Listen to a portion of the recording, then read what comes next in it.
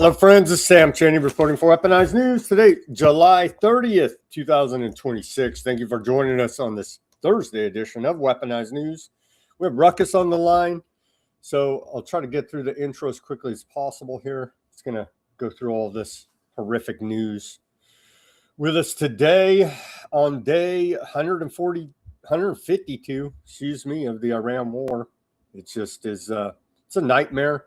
We need to remove our troops. Now Jordan's calling to remove our troops. We need to remove our troops out of harm's way, the first thing, and stop this war. Doesn't look like that is going to happen. We'll give you a wrap up on the follow-up of attacks yesterday. I just checked CENTCOM. It's not announced we're currently bombing them. Could be a bombing campaign against Iran. Could start at any time during the live show here, as has happened a few times.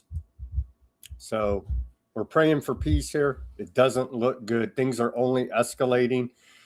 We killed some more civilians, Iran's claiming, and they're seeking revenge. The same thing, tit for tat, back and forth, and it will never end. An eye for an eye, a head for an eye, and it just never ends. And we're back before Christ. We're back literally.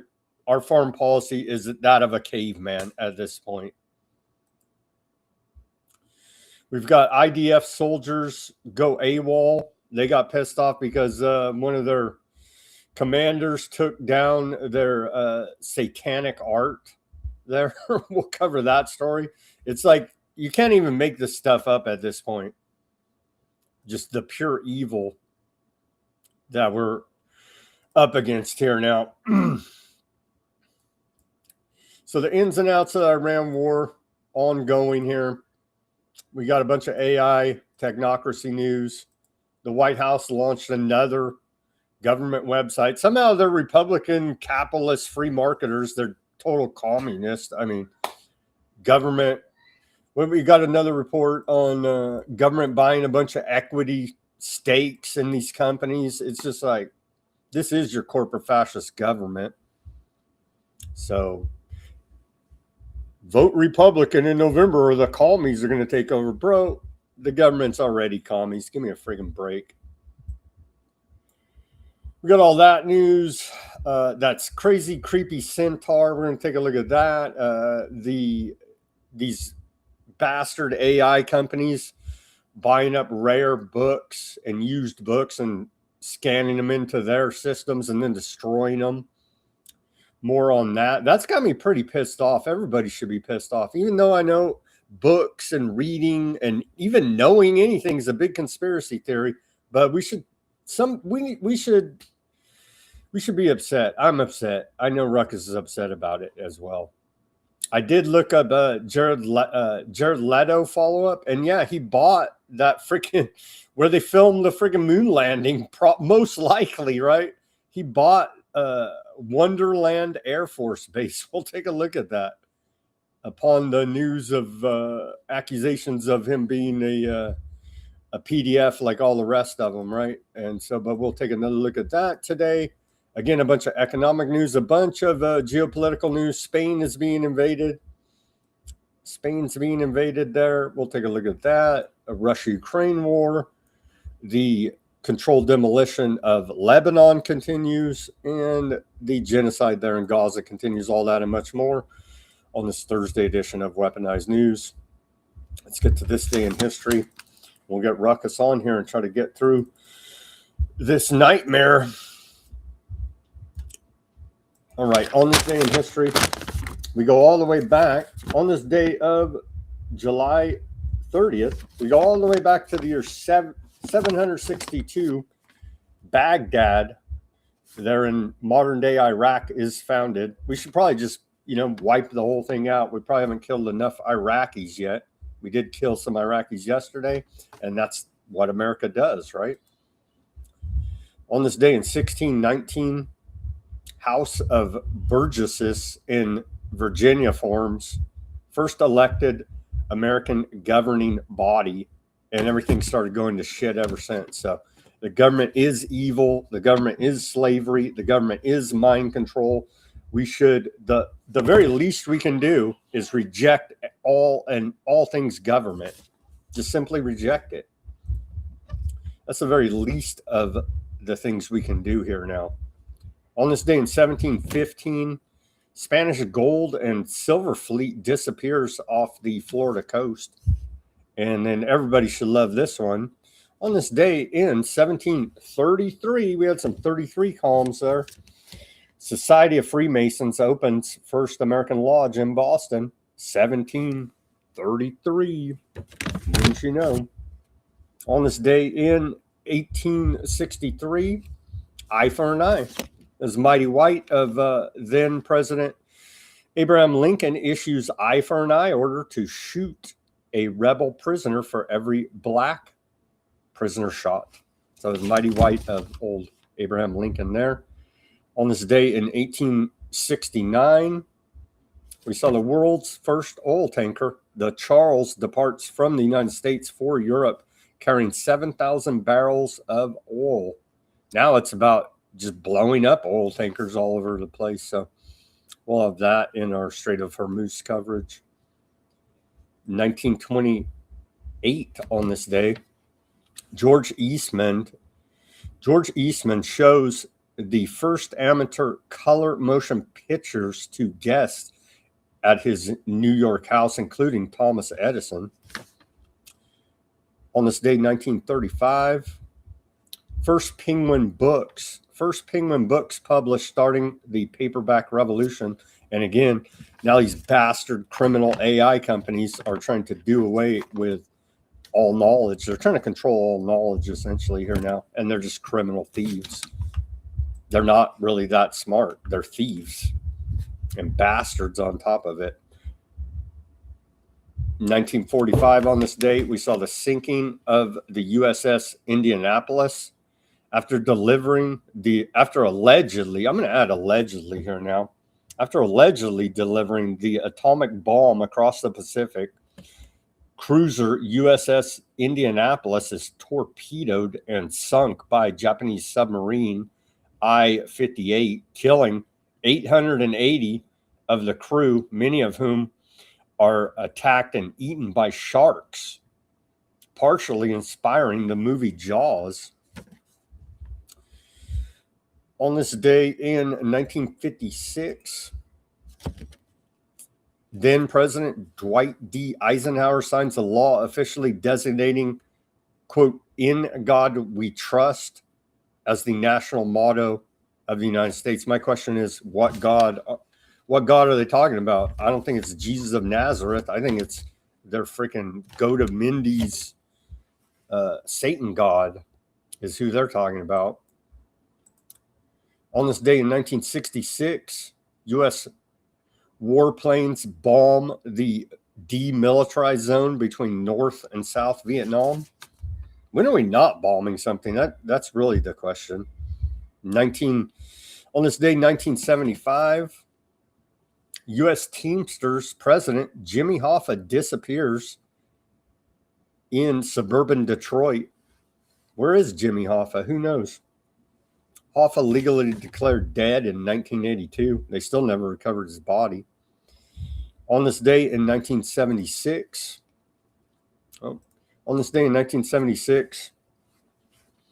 future TV personality Keeping Up with the Kardashians and transgender figure Bruce Jenner,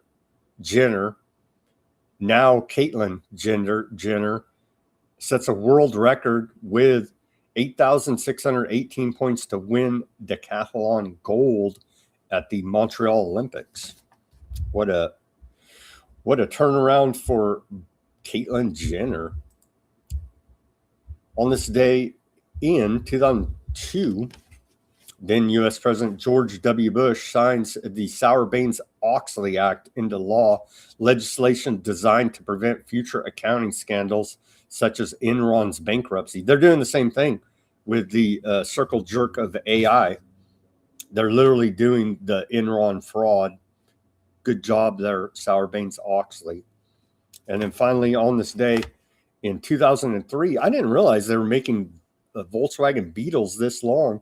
On this day in 2003, the last old-style Volkswagen Beetle rolls off the assembly line in Mexico.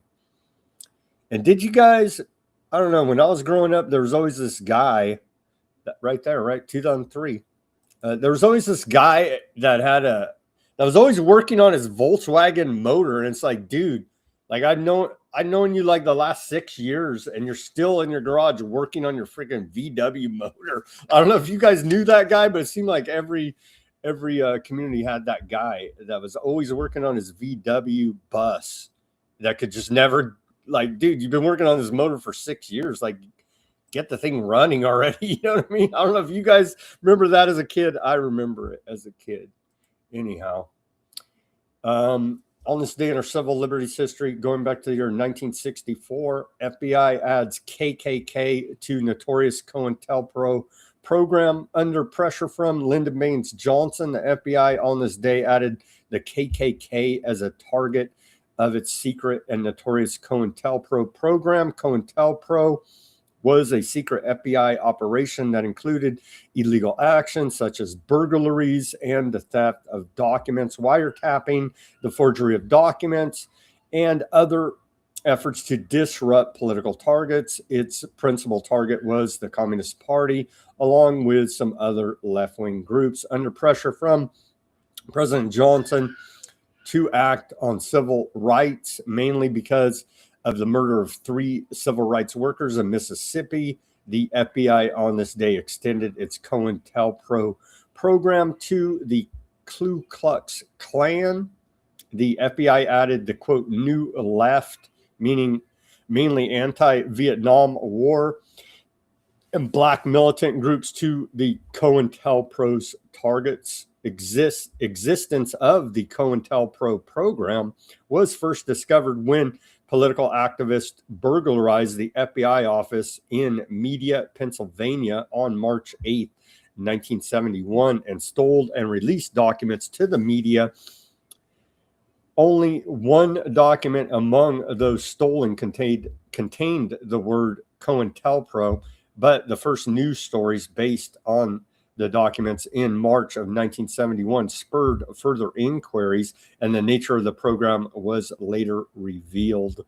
The COINTEL program was first exposed by the Senate Church Committee investigations that began on January 27, 1975. So to beat the commie left-wing criminals, whoever the government perceives as enemies, they're going to commit unlimited crimes against the American people to keep us safe. The government is an organized crime syndicate, you see here now, and they can't and won't keep you safe.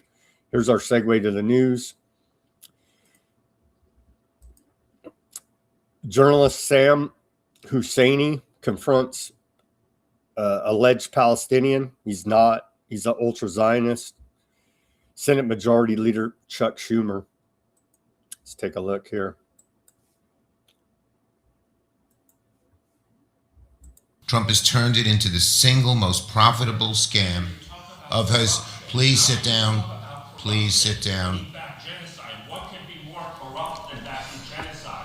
This is part of the same con with you and Trump playing off of each other. Oh, he's worse. Oh, he's worse.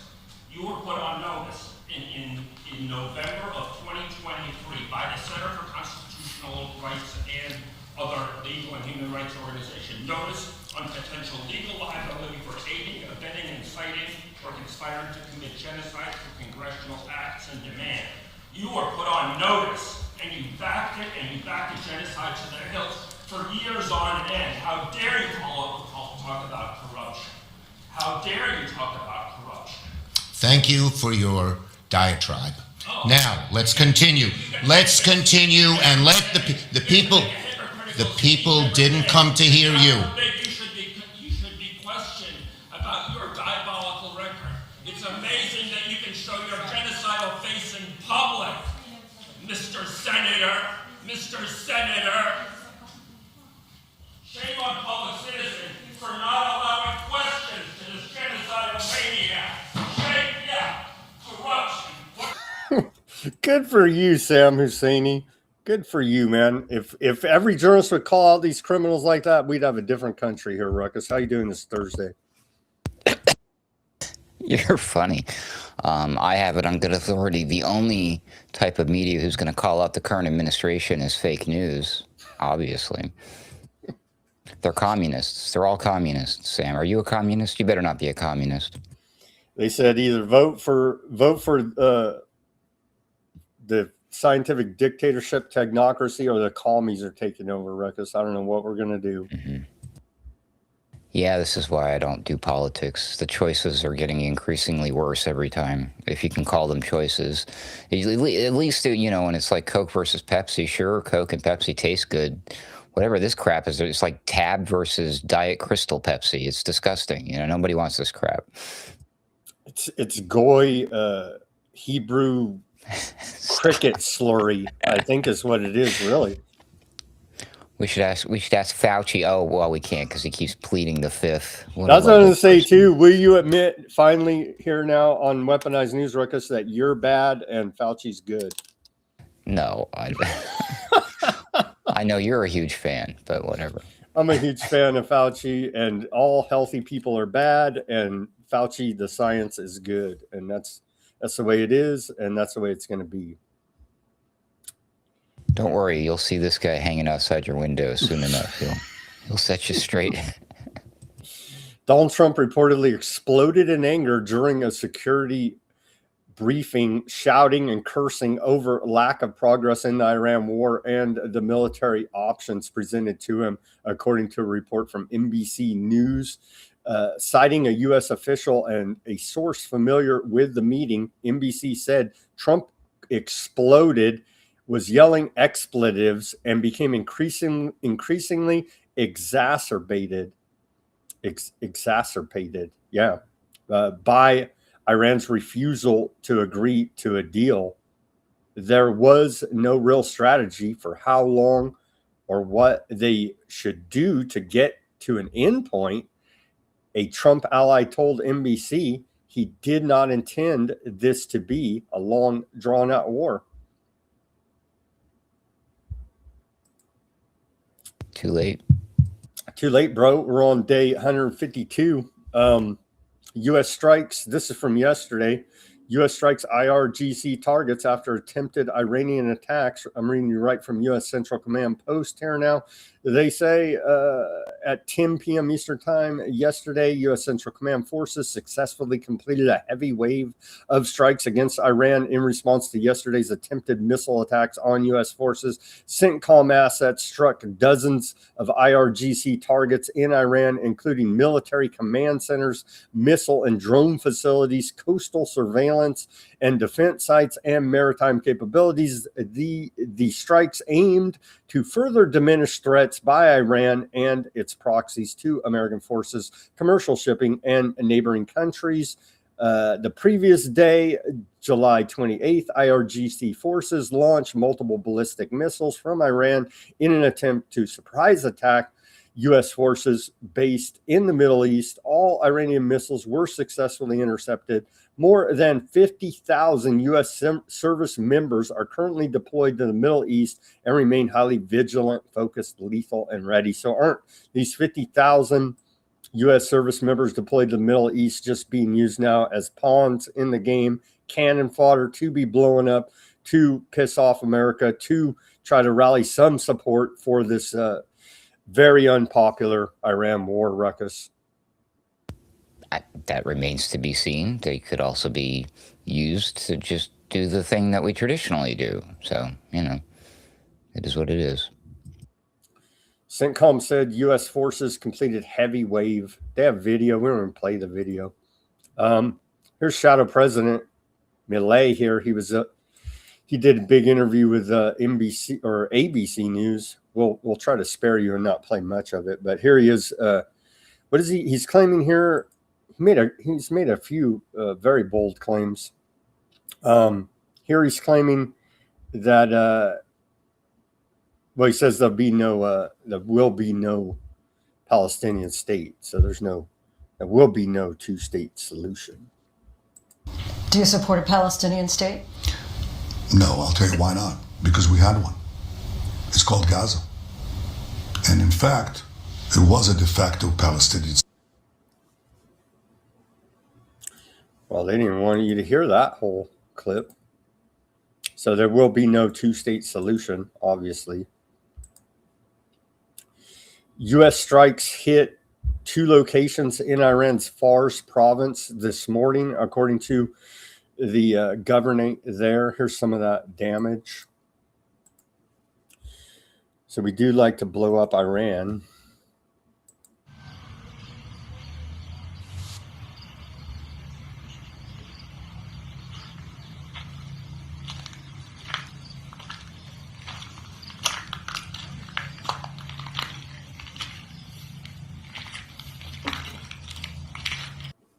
That's exciting footage. Is that house available? Is that for sale? U.S. strikes on Iran. There's a whole bunch. Abadan, Avaz, Shad, Gan, Avhand, Kanar, Kazrun, Fosh Band, Bashar, Kish Island, Qazim Island. We bombed the hell out of them yesterday. Big time. Here's a little map to give people an idea. We bombed the hell out of Iran last night, man. All right here. Whacked all these different targets.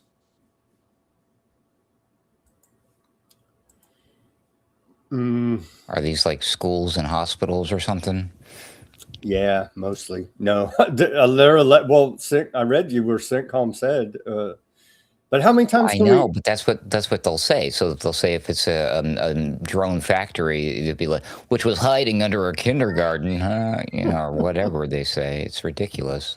I hate to joke about it, but I mean that seems to be the way that they've been doing things lately, hitting civilian infrastructure and things that normally Aardvark Land does when they were taking care of their, or continue to take care of their quote unquote problem or whatever. They're looking for a solution. Oh, I shouldn't say all that stuff, huh? Anyways. CENTCOM says Iranian strikes cause no damage, so our bases are impenetrable again, but I'm sure it does cause damage. They took out all kind of our radar, all kind of our early defense systems. Like Iran is just in case their navy, which doesn't exist, starts operating again from the bottom of the ocean because we sunk them, right? CENTCOM says Iranian strikes caused no damage at Kuwait's Ali Al Salman Air Base. But satellite, these pesky satellite images keep coming out on the internet. Says different. Says they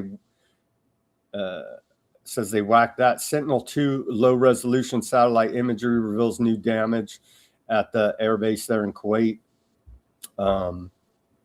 So they keep putting out satellite images showing the damage. CENTCOM still says nothing's ever been hit. 3 IRGC members were killed in U.S. missile strikes. The one last night that we're talking about here, the big campaign. So we did. IRGC says we whacked 3 of them in that. IRGC claims it destroyed 3 U.S. F-35 jets in Jordan strike. And we do have some. No way we admitted that, did we? Well, we do have some fact checks from CENTCOM, so we'll have to take a look at that. Iran's IRGC says it destroyed 3 F-35s. Let's see. The IRGC said the operation was launched in response to a U.S. airstrike on 2 residential homes on Qasam Island, which killed a father, mother, and 1 child while wounding 2 other children.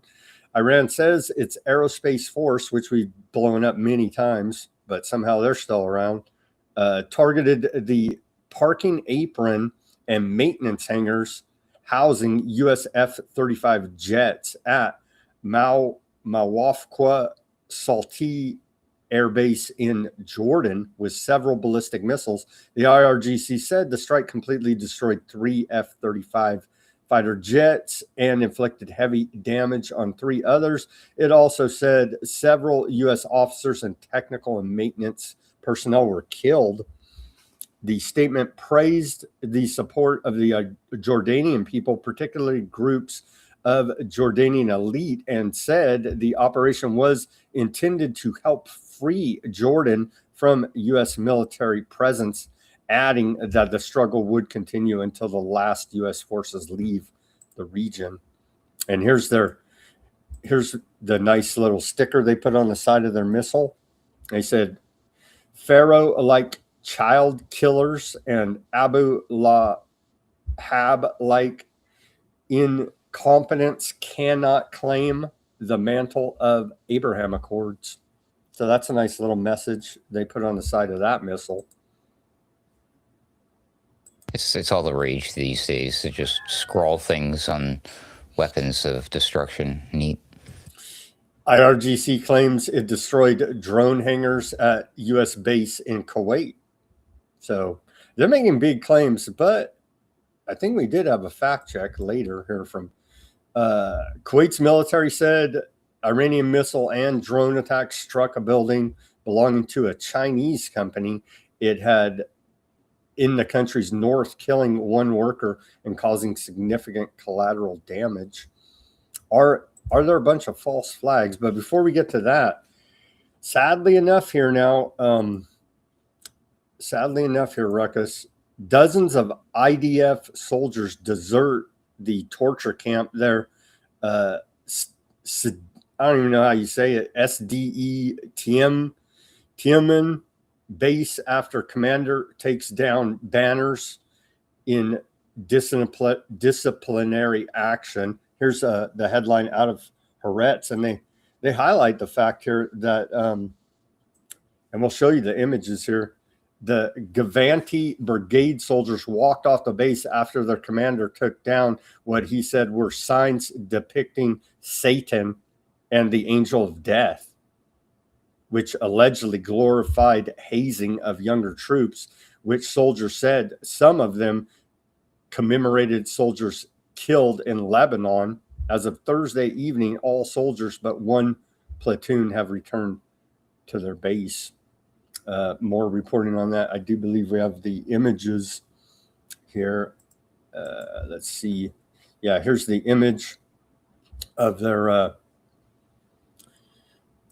satanic posters that got taken down. You can see it right there. That doesn't look like that bad. Just some fire-breathing dragon. Oh, they even threw bats in there for Fauci. So that's not that bad, right? That allegedly taking down those images caused the soldiers to walk out. And I believe we have some video of it as well here.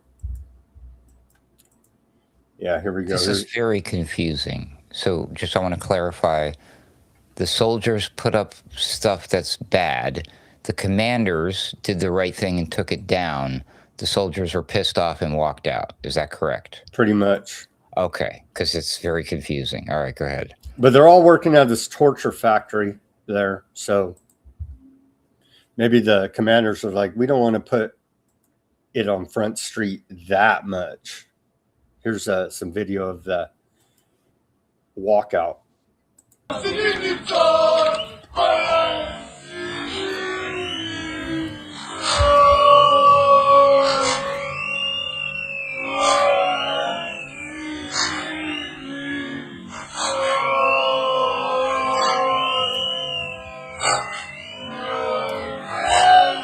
And they have death right there too. So, and I think we did have some better, I don't know what they did with the sound on that thing, but those are the images that were allegedly taken down. The Grim Reaper, like that. Yeah, here's some better footage. I hope we have better audio. Yeah, here you go. Here's a bunch of these satanic IDF soldiers.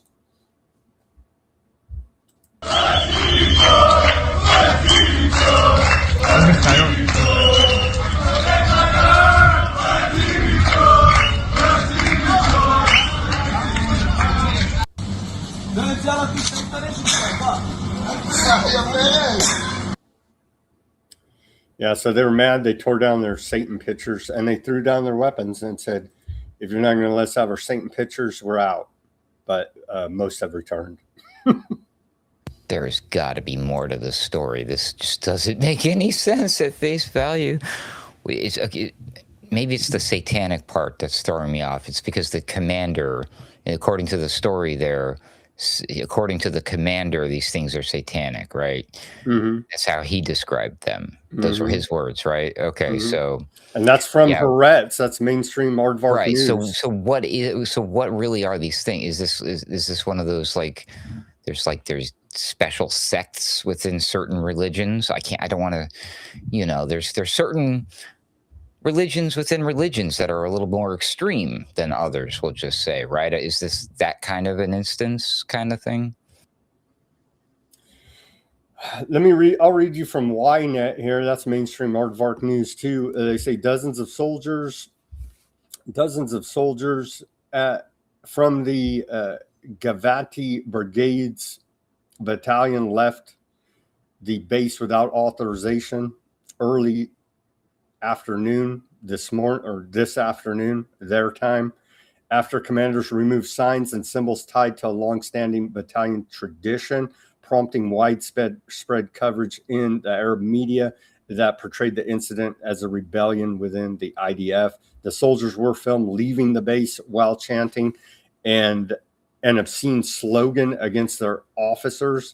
Some reportedly left their weapons behind before returning home. Videos and images from the scene quickly spread on X and were amplified by Lebanese, Syrian, Qatari, Iraqi outlets aligned with or sympathetic to the Iranian-led regional axis. According to soldiers in the battalion, the removed symbols had accompanied them during fighting in Gaza and Lebanon and were passed down from one recruitment class to the next. They viewed the items as representing their connection to the battalion and its traditions. The dispute intensified after the battalion commander personally removed the symbols as an act documented in video footage. The IDF spokesman's unit said the walkout followed the commander's decision to remove signs connected to irregular incidences involving the battalion's veteran junior tradition. A short time ago, soldiers from the combat battalion began leaving their base without their commander's authorization, the military said. The incident is being investigated and addressed by commanders. This conduct is inconsistent with IDF values and with what is expected of its soldiers. Arab media closely followed the reports. One Lebanese channel cited Aardvarkland media under the heading "Rebellion at the Said Taim base after a dispute with the battalion commander," claiming that dozens of soldiers and commanders from the battalion had left their weapons and returned home. So it's a tradition there to have these satanic images in that battalion. Makes sense. Yeah, it's all par for the course. And again, here's some of the images. The most striking one right here. They honored Fauci with the bat. I don't know what the problem is, really, honestly. Right. Here's Bibi lying. He's from Eastern Europe, Poland, but here he is lying, saying that Bibi Millet says that he tells Christian Zionists in America that his bloodline comes directly from the original Hebrews in Jerusalem. Let's watch this clip. Yeah, Christian Zionists, you're sucker dupe fools, and you're being conned by these aardvarks. Just saying. We're descendants from the original Hebrews of the Holy Land. And we are the first part of that Judeo-Christian heritage which we cherish and which has given the world the civilization of freedom and faith. And again, we have to stand up and defend it. It's under attack from the rising tide of anti-Semitism and anti-evangelicalism, too. And it's not accidental that the two are coming under joint attack. Because I just hate these evil assholes, Ruckus. Sorry. The look on his face at the beginning of that clip when you went to play it, and as he said that, tells you everything. Look, It's he worth knows $1 he's million full bucks. shit. He's a That is liar. the Look. most giving. Look at that. Look at the look on his face. He knows I'm he's sorry. a liar. He's a liar. He's a freaking Polish, freaking What a Eastern European. scumbag POS right there. Wow. Anyway, They're not even septic, dude. They're killing the real septics. It's just over the top retard. I mean, evangelical Christian Zionists, I'm sorry to say, you're a bunch of retards, man. And you people make me even sicker than the aardvarks, honestly. 2 weeks, Ruckus. 2 weeks. But they love the 2 week thing. There's something with the 2 weeks. There's some kind of esoteric cult thing going on with 2 weeks. They love the 2 weeks. Now, head of Joint Chiefs of Staff says 2 weeks. Give them 2 more weeks. The U.S. commander with a 2 week plan to escalate strikes in Iran. Admiral Brad Cooper is pitching the idea that he needs just 2 more weeks. And General Dean Cain, chairman of the Joint Chiefs of Staff, they just need 2 more weeks. That's a report out of the Wall Street Journal. Here you go. Just 2 weeks, bro, to flatten Lebanon. You're not going to flatten Iran in 2 weeks, bro. I'm sorry to tell you. You're not. It's not going to happen. We don't even have the munitions. If it was even physically possible with everything we got, send every friggin' thing we got. I don't believe it's physically possible to flatten the curve of Iran in 2 weeks, Ruckus. Oh, I believe it's possible. That's why actually this is my 2 weeks notice. I won't be appearing on the program anymore because there's no reason to, because the war will be settled. We'll have peace and everything will be fine, bro. Happy puppy, rainbows, hot dogs, America, baseball. Yeah. Apple pie, you forgot. And Fauci, you forgot. Well, I don't like apple pie, and I definitely don't like Fauci. Sorry. Come on, man. He saved the world many times over. No? Here's a fact check. So we got our fact checks from U.S. Central Command. They say over the past, when did they post this? They posted this early this morning, 8:27 Pacific time in the morning here. We got a lot of fact checks. So U.S. Central Command's going to get everything straight here now. They say over the past few hours, Iranian state media have continued to report false claims by the IRGC, 3 in particular. So they're just paring it down to 3 here. First claim, the IRGC claims free and open routes through the Strait of Hormuz are dangerous for commercial vessels. The fact, the immediate dangers posed to commercial vessels and their civilian crews are the IRGC's verbal threats and attempted attacks. Second claim, the IRGC claims 3 U.S. F-35 stealth fighters and 3 other aircraft were destroyed during a recent Iranian attack on an American airbase. We told you those claims. Fact, no U.S. aircraft were destroyed or damaged in recent attempted Iranian attacks. All missiles and drones were intercepted or failed to reach targeted areas. Third claim, Iranian state media is reporting that a commercial oil tanker, MT Nora, has broken through the U.S. blockade. Fact, the commercial vessel has not broken through America's steel wall blockade. I like that, steel wall blockade. More than 20 U.S. warships, hundreds of aircraft, and thousands of service members remain vigilant and continue to fully enforce the blockade. And here's a little radio chatter.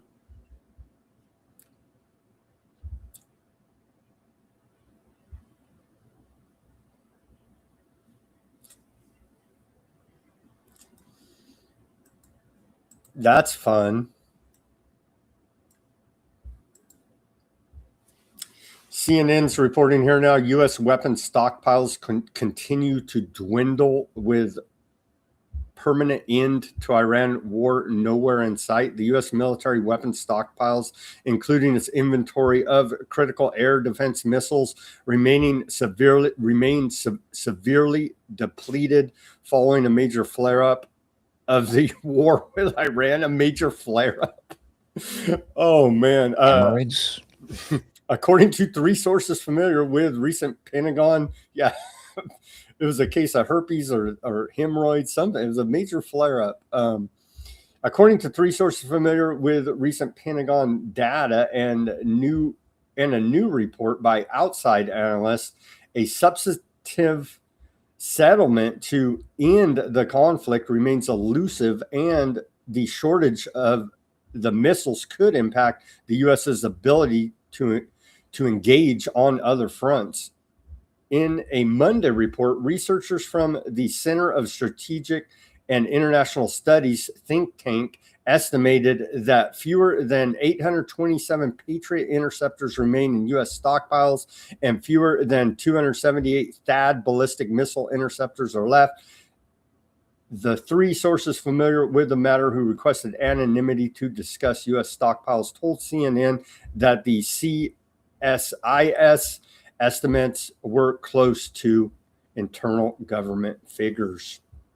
So a kind of a backhanded confirmation. A little bit more on the numbers here. The figures represent a significant depletion of pre-war stockpiles, which CSIS estimated numbered around 2,200 Patriot missiles and 452 THAAD missiles. The systems are the U.S. military's primary means of taking down incoming enemy ballistic missiles, and each interceptor costs millions of dollars. Each one? Each one. So these missiles, the Patriot missiles cost like $3 million each, and the Iranian drones cost like $30,000. And so they're shooting $3 million missiles at $30,000 drones. So that's a 30 and a 3. There you go. And so Iran has good accounting, and America has no accounting, apparently, here now. And which one has no accountability? America. Weird. It went before the Senate again. The Iran Wars Power lost today on a vote of 50 to 49. And so, yeah. By one vote? By one vote. That's politics for you, right? By one freaking vote here. Yeah. By one freaking vote there. So, again, the Senate, Republicans refuse to hold Trump accountable. It's on them, bro. Vote for Republicans. And they're trying to use this invasion of Spain, saying this will be America. It already is America, bro. We'll get to that. So we should vote for Democrats instead. I say don't vote. Don't give them anything. I say don't. Oh, don't. Damn it. They really got us where they want us, don't they? I say mass non-compliance and don't participate in their system. At this point, it's like beating your head against the wall. Like, are you a sadomasochist MAGA guy that is into being abused by your alleged leaders? I mean, man. In that case, you should definitely vote. Either way, just vote. Make sure you vote twice. Vote harder. Vote harder, bro. It's the same government. Government wins every election. Ghalibaf here, head of Iranian parliament, says the United States soils its hands with a new crime every day. The terrorist attack on the residential home of civilians on Qasim Island is a continuation of the atrocities in Minab and Lamard. Americans have grown accustomed to making up the slaps they receive on the battlefield by spilling blood of the innocent. They will pay the price. And I think we have more of that later in the show about whacking these civilians. Well, thankfully, vote harder, bro, because technocracy, Elon Musk, is going to pour a bunch of money into Republicans for this upcoming midterm. Elon Musk plans to... Why would he? Wait a minute. He started his own political party? I just want to remind you of this. Elon Musk plans to spend $120 million backing GOP candidates in the midterms. Musk spent $260 million in 2024 to get Trump reelected, the largest ever individual political donor in a single U.S. election cycle. Musk is focusing on Senate races in 8 states and a few House races. So that's your democracy here in America for you.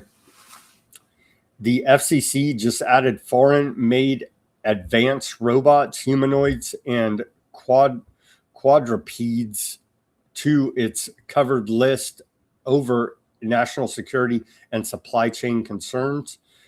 Robo Strategy, led by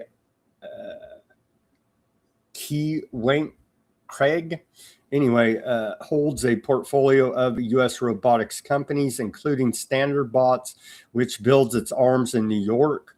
Under the order, new foreign robot models and foreign-made connected power inverters generally can't get the FCC authorization needed to be imported, marketed, or sold in the United States. Existing and previously approved devices aren't affected. So that's exciting. Here's AI boom is sending the cost of consumer electronics way up. Have you seen this? Ruckus chip makers are diverting limited resources from gaming consoles and laptops to meet endless memory chip demands of hyperscale data centers, chasing AI industry profits at consumers' expense. After OpenAI committed to buying 40% of all chips in the world for their Stargate data center project, the cost of these RAM memory chips went soaring, leading to price increases on electronics across the board. So they're helping us. They're hedging everybody out. They're trying to prevent people from two things, really. There's 2 parts to this, but this in particular, this move is to prevent people from being able to have like local models and capabilities on their own machines. It'll get to the point where our technology, so you know how like you always have to update your stuff all the time because after a year or 2 it gets outdated. That's going to happen, but eventually you're not going to be getting new equipment, but what you're going to do is you're going to be able to outsource the power to these data centers and stuff. Also, you'll own nothing and you'll be happy. Right, including the ability to do work, even, you know what I mean? Like, you won't even have like a hard drive. Remember how they would release those Chromium books, the Google Chrome things, and they didn't even have any like storage inside these little netbooks don't even come with inside storage that you can play with. It's all on the cloud, right? See, that's kind of what they're doing with all this stuff. But it's also because they're trying to hoard and off. They want to sell you access to intelligence because they're making you stupid now. And then when we're all dumb and we don't know what we're doing, they're the only ones that own the access to the AI. And we got to pay them a pretty penny if we want to be able to think. That's, yay. Well, we'll have more of that in a minute. But first, freedomhaulers.gov. Here it is, Ruckus. Because I don't know what could go wrong with this plan. There's too many illegal aliens driving around trucks. So the Trump administration has rolled out freedom haulers. There you go. You could see. I don't know what could go wrong with this. They're trying to say put veterans in these trucks. I don't know. They have PTSD. I don't know. It just seems like military to commercial driver's license career pipeline. Everything has to be warp speeded. So this is a new initiative rolled out today by the White House, Freedom Haulers. And the website is freedomhaulers.dot.gov. A new era of American trucking. I guess let's watch this little clip from the government. For decades, getting a CDL, the commercial license you actually need to pilot an 80,000-pound big rig down the highway, was a total flip of a coin. One path was totally legit. The other path? Kapow! Pure Wild West chaos. Meet Honest Hank. Hank wanted to earn his CDL the right way. First, Hank studied hard and earned his commercial learner's permit. Then Hank attended a federally certified CDL training school. Then came the final road test, vehicle inspection, backing test, real highway driving. And after all that hard work, Hank officially earned his CDL. Then, there's Problem Pete. Back under Biden and Buttigieg, Problem Pete found an easier way. Instead of real training, shady operators exploited the outdated system with little oversight. Then came the DMV process. Some states offered CDL testing in over 25 languages. They skipped foreign background checks and handed out long-term licenses to people whose work authorization had already expired. That's no bueno. Honest Hank earned his CDL under his real legal name. Problem Pete? Not so much. And once they hit the road, oh my, the difference became terrifyingly obvious. Honest Hank maintained a safe, clean truck and followed the law. Problem Pete's truck looked like it was held together with duct tape and bad decisions. Hank followed road signs carefully. Pete couldn't read them at all. When Pete did get busted for safety violations, he had a shady trick up his sleeve, transforming into a chameleon carrier. He'd get shut down by inspectors and magically reopen under a brand new name almost overnight. Honest Hank obeyed mandatory rest periods. Problem Pete rewound his driving logs like an old VHS tape. Thankfully, it's the end of the road for Problem Pete. Yes, sir. Because when President Trump got elected again, he promised to make America safe again. So he and Secretary Sean Duffy, they devised a plan to restore integrity to our trucking system and protect you and your family on our American roads. A plan to restore integrity to our trucking system and protect you and your... We're in trouble here, Ruckus, when Trump and the other actor, Duffy, are making plans. We're in trouble. Well, as the video pointed out, Trump did campaign on making America safer again. Yes, Massa. Massa. Yeah, that was his thing, right? That's what it said on the hats. Oh no, that's not what it was, huh? A new era of American trucking has begun. They're saying $70,000 average annual earnings for truckers under Trump. I don't know what government literally has to do with their earnings, but we'll get to that maybe. So they're launching this program. Maybe it'll work. Call me skeptical, but it seems like everything these idiots touch turns to shit because they are not genuine. They're a bunch of corrupt criminals. Hopefully this works at freedomhaulers.dot.gov. Here's they arrested this guy for just a few days ago. He was at a Kansas high school teacher was arrested for simply clapping in opposition to data center development at a town hall meeting. Let's watch this clip. Maybe they should. I don't know. Maybe the cops should have shot him. I don't know. Let's see.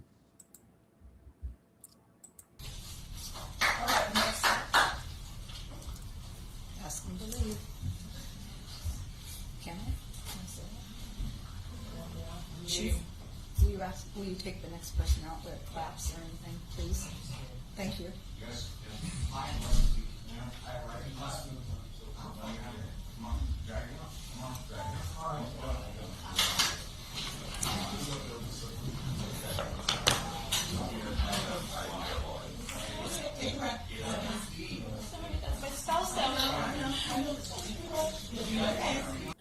I think there's some better video of him actually being arrested. He probably should be shot, right, for any any kind of pushback against this evil, the police should do their brutality routine on you, right? Here's No,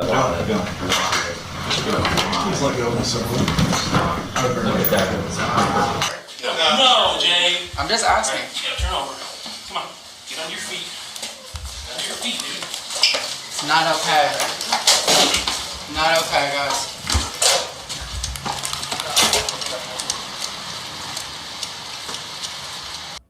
So those tough cops will do that to dude clapping at a data center meeting, but they won't do jack to Fauci because they're a bunch of cowards. That guy was a communist. Yeah, clearly. Proud to announce $100 billion private investment to redevelop portion of an energy site in world-class data center. Here's Trump lying more on the War Channel, Fox News about these data centers. White House has announced another win in the AI race with a massive partnership expanding affordable energy, adding thousands of jobs in Kentucky. And in just a few minutes, Energy Secretary Chris Wright will join Kentucky coal workers in the mines to celebrate ending the war on coal, and that is where he joins us live from. Good morning, Mr. Secretary. Nice to see you today in Kentucky.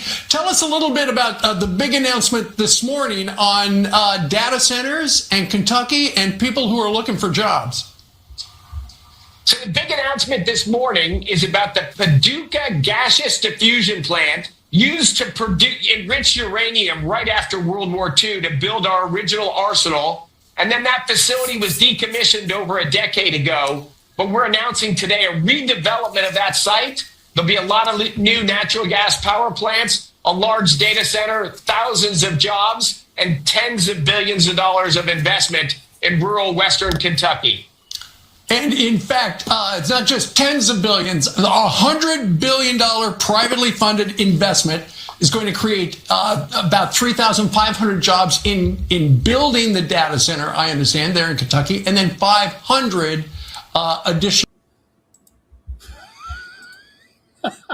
They're so full of shit. Like, who could watch this even? You got to be, miracled up on your 8th booster. You got to be out of your friggin' mind. I mean, it's just clown friggin' world from these lying criminals, Ruckus, onto the big. Right, and there's no evidence that suggests or has been proven yet that all of these new jobs that are created when they're building them are legitimately local.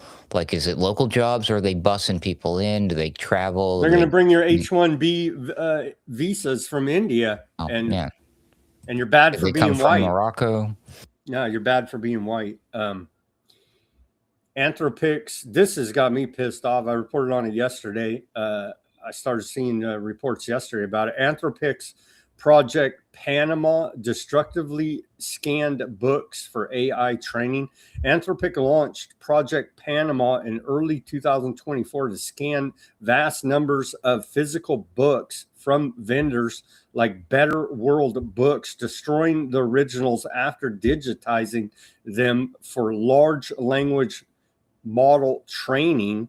A federal judge ruled this one copy at a time process qualified as fair use under copyright law.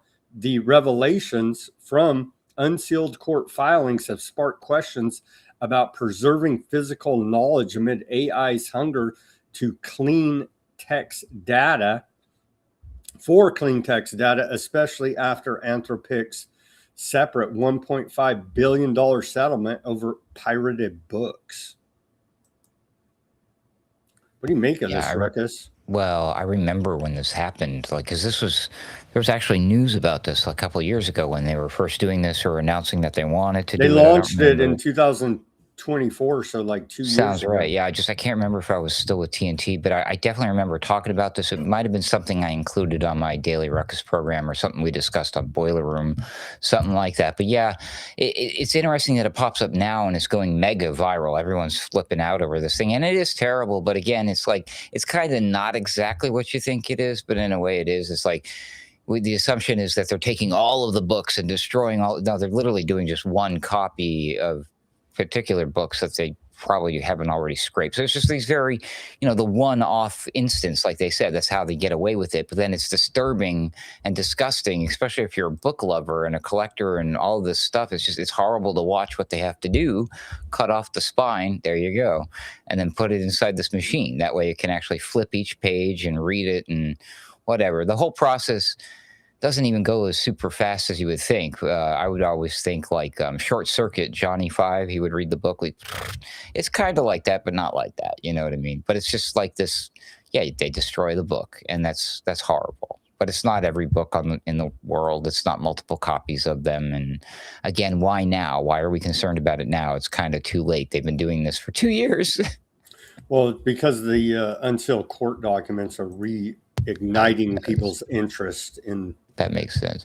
Now, what is interesting, though, is it has reminded people, or the debate has been brought up, which is good because, people are magically trusting the AI all of a sudden for some strange reason. Hopefully they won't after realizing, okay, now they take this book, and if they've got the copy and they could change the information in the book. Well, yes, but, those other copies of those books still are out there. I mean, give them time, and they'll get rid of them, AI companies are buying enormous quantities of old and obscure books, cutting off their bindings and scanning every page for AI training data. The process is known as destructive scanning. Workers remove the spine so loose pages can be removed quickly through industrial scanners. Once digitized, the damaged originals are often recycled, pulped, or thrown away. Court documents revealed that Anthropic bought millions of physical books through a program internally known as Project Panama, then converted them into mass digital library used to train its Claude AI models. There's a lot of people who make the argument that Claude is actually one of the smarter ones. So again, kids, read books. The AI that read the books got smart. See, you can get smart too. Just read books. Anthropic is seeking an experienced document scanning service vendor to convert 500,000 to 2 million books over a 6-month period. Here's the procurement request for that service right there, Datamation, you can see. So indeed, it's a real thing. They really are doing this. On to the fun stuff here now, Ruckus. And so all this AI, if you like the humanoid Terminator robots, the weaponized robot dogs, that one crazy one out of China that's like a ball that has that's like it can go in the water, sea. Maybe they'll make it have wings. I don't know. If you like all those creepy robots, you'll especially like this one. Satyrus. They're literally rolling out freaking Baphomet here. The Godamindis here. Super humanoid general purpose robot. Like, why don't they write here, the devil or something on the front of it? Damn, man. So they're rolling this thing out, but of course it's always for the greater good. It's always because they care about our safety. Why does it have a chainsaw? Because he's a freaking chainsaw massacre. No, it's no job is worth your safety. They're claiming that these robots will go into high risk areas. That doesn't mean a job isn't worth doing. They're saying you can put different attachments on here on this robot, and then this one with the chainsaw is going to be used for forest management and forest fighting, so humans don't have to go into harm's way of a fire. See right here, they explain that doesn't mean a job isn't worth doing. We spend much of our lives mastering our crafts, honing our skills, but our bodies limit us. It doesn't have to be this way. We are taking the teleoperation focused approach, not to replace skilled workers, but give skilled workers superpowers in jobs that are dangerous for humans now or impossible due to risk of injury or death, extreme heat, bitter cold, pitch darkness, or other inhumane conditions. See, it's always for they're helping us become a supercomputer. This is part of our integration into transhumanism, the singularity. They're just nudging us along here, and so you can control this robot. You can see the command center there, and you can send it to go cut down some wood. We are building robots for engineers, experts, Centaur chassis. And so very creepy looking there. Human-like torso and arms allow for natural teleoperation and interfacing with designed for human tools and environments. Quadruped body with friction braked joints allows for a stable platform with no latent power consumption when not in motion, and increased stability and fail safes over a biped in both normal operation and in the event of loss of motor control. That's all that fancy thing there. No hands. See, no hands, so you can hook up a chainsaw and different tools there. Look, Ma, no hands. No hands because it got cut off by a robot chainsaw. So you can hook up a chainsaw, a drill. You can see for different applications. Resilient precision. That's just so damn creepy. The robot there, I don't know, doing a bump of cocaine. I don't know what it's doing there.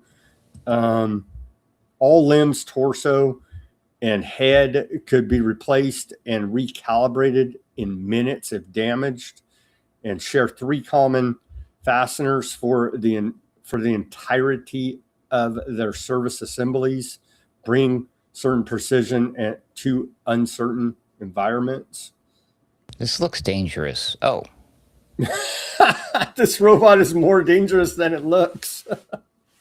Well, that's comforting. Already looks pretty dangerous. Oh, my. As is any robot with human-like strength, size, and maneuverability, we are taking a physical approach to safety mechanisms with no ambiguity. Fail on air brakes and pin locks will render the robot immobile if system air pressure is lost. Shared reservoirs in the chest plate and body can be pierced by projectile or shrapnel or sharp instrument to immediately stop the robot in place. So they're really saying if you want to kill this thing, stab it or shoot it there, here, or you could also try to tell it to stop. It may not listen. But it's a trap. You do that and it's actually C4 or something. Maybe, and you blow the whole thing up. So be aware, 3 halves will be substantially slower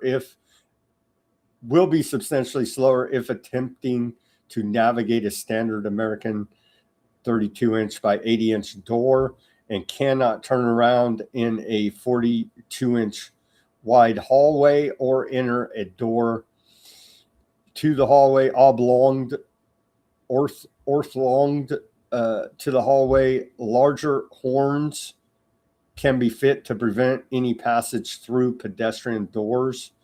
2 3/2 robots fit side by side in crouched position in a pickup bed of 5 feet by 6 inches or longer with tailgate closed. So you can compact this unit down to that. You can see right there. And then, of course, what the hell? So you're going to get one of these for the kids to play with, Ruckus? No. This is disturbing. Interesting name of the company that makes this thing too. The Satirus, right? It's a Greek mythological creature. It's bestial, feral, and sexually insatiable. So I'm not quite sure why they named their company after this thing, and they made this robot with attachments. That's all I'm saying. I'm just guessing this wasn't their first thought with the robot, Sam. That's all.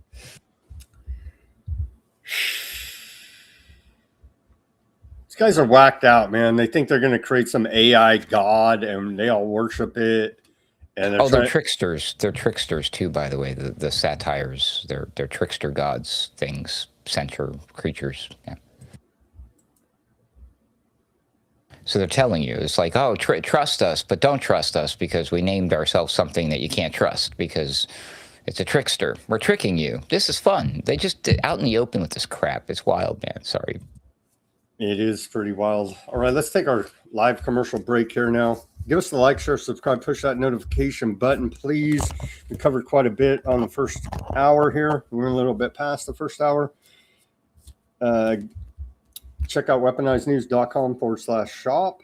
Get yourself a holograph sticker, white background sticker, clear sticker. We got coffee mugs, t-shirts, baseball caps, the stickers over there, bunch of gear. Weaponizednews.com/shop. Links in the description below this video. We take donations as well. Buy me a coffee, Bitcoin wallet address, Cash App links all in the description below this video. Become a paid subscriber of Weaponized News Substack. We're streaming there live.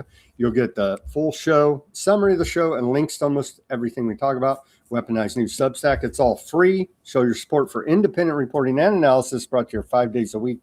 Broadcasting live Monday through Friday, 5 p.m. Pacific, 8 Eastern Time. Weaponized News for weaponizednews.com/shop. Weaponized News Substack. All the links are in the description below this video. Any which way you choose to support us is much appreciated. Go ahead and plug away that ruckus. Yeah, head on over to alternatecurrentradio.com, which I'm not showing on the screen because we're in the middle of fixing the website right now. So it might be down when you go visit it, but give it a couple tries there after a day or two. It should be groovy. But yeah, that's where we post all of the shows like Boiler Room, Sunday Wire, which of course can all be found, the live videos and the replays of which are on their respective YouTube and Rumble channels. So if you're looking for something and the website's down, just make sure you're searching for Boiler Room, Sunday Wire, Alternate Current Radio. That will give you everything you need. Of course, you could always head on over to X and check me out doing the AC_wordslinger is my username. And we do make the announcements and post when we go live and stuff. I always share that, so you can always follow me over there and find my friends and colleagues through that back door. That way, you can also hit me up if you need help with a website or taming your Centurion killer robot, because I know how to stop it. I have a Sig Sauer P365. I got your back, man. Thanks. Right there. Give us a message on @Weaponized News on X, @AC_wordslinger. You can see right there. The DMs are open, as the kids say. I do appreciate all of your hate mail and mockery of my hair. Yeah, see right here. This they even show you how to take it out. But as Rugga said, don't believe them because they're sneaky little Baphomet type creatures running around. The other thing too about the horns and the fact it can't go through the hallway and the doors is another part of their safety feature. Oh, it can't escape because it can't go through the door because it's got these little horns. It's a robot. It could probably break some stuff and bust through. I just say, I don't know. What do I know? But I'm not an expert. It's creepy, man. Like, what would possess you to make this creepy thing? Peace, man. All right, welcome back to the second half of Weaponized News. Thank you, everybody, for joining us, hanging with us through that first hour. We're running a little bit late. We still got a lot of news to cover here today for you, but I wanted to circle back to the yesterday's reporting about Jared Leto being welcome back on this Thursday edition, July 30th, 2026 edition of Weaponized News. I want to circle back, Ruckus. I was reporting yesterday on Jared Leto, this Hollywood actor. He's now been accused by multiple women of underage sex abuse. As per usual, a new BBC documentary came out documenting these accusations. It's called Jared Leto, Hollywood's Dark Secret. It's not which one of your favorite Hollywood actors is a PDF. It's which one isn't at this point. It's just beyond the pale. This one's special. He has his own cult, Sam. There you go. So we did that reporting about the BBC documentary yesterday. I wanted to circle back. Dude literally bought where they filmed the fake moon landing in the Hollywood basement here. It's pretty wild, Ruckus. Famously weird actor owns secret Cold War military compound in California. The Propaganda Film Studio in upscale LA is now owned by actor Jared Leto. And you could see that was this was published by SF Gate, November 2nd, 2023. And yeah, it's this place right here, Laurel Canyon. It's literally called Lookout Mountain Air Force Base in Laurel Canyon, Los Angeles. This joint right here. It's just unbelievable. Here now, Ruckus. Like, it's hard to believe this is real. It's real, man. Wonderland Air Force Base. You know, the guy is very weird. Like it said, they're famously weird. I prefer to think of him as the singer from 32nd to Mars, Jared Leto, not the actor. But, you know, that's just me. Why did he buy this propaganda? They're still doing propaganda there, right? That'd be the only reason. Maybe it's on 8. The address of the compound is 8935 Wonderland Avenue. Maybe there's something about where it's physically located, because the connection between these two things that seem like nothing together might be drawing upon some sort of satanic ley line energy, pagan woo-woo stuff that we don't understand, because they're into that stuff. Not saying that works or anything, but they think it does, you know. What are they saying they filmed there? Let's see.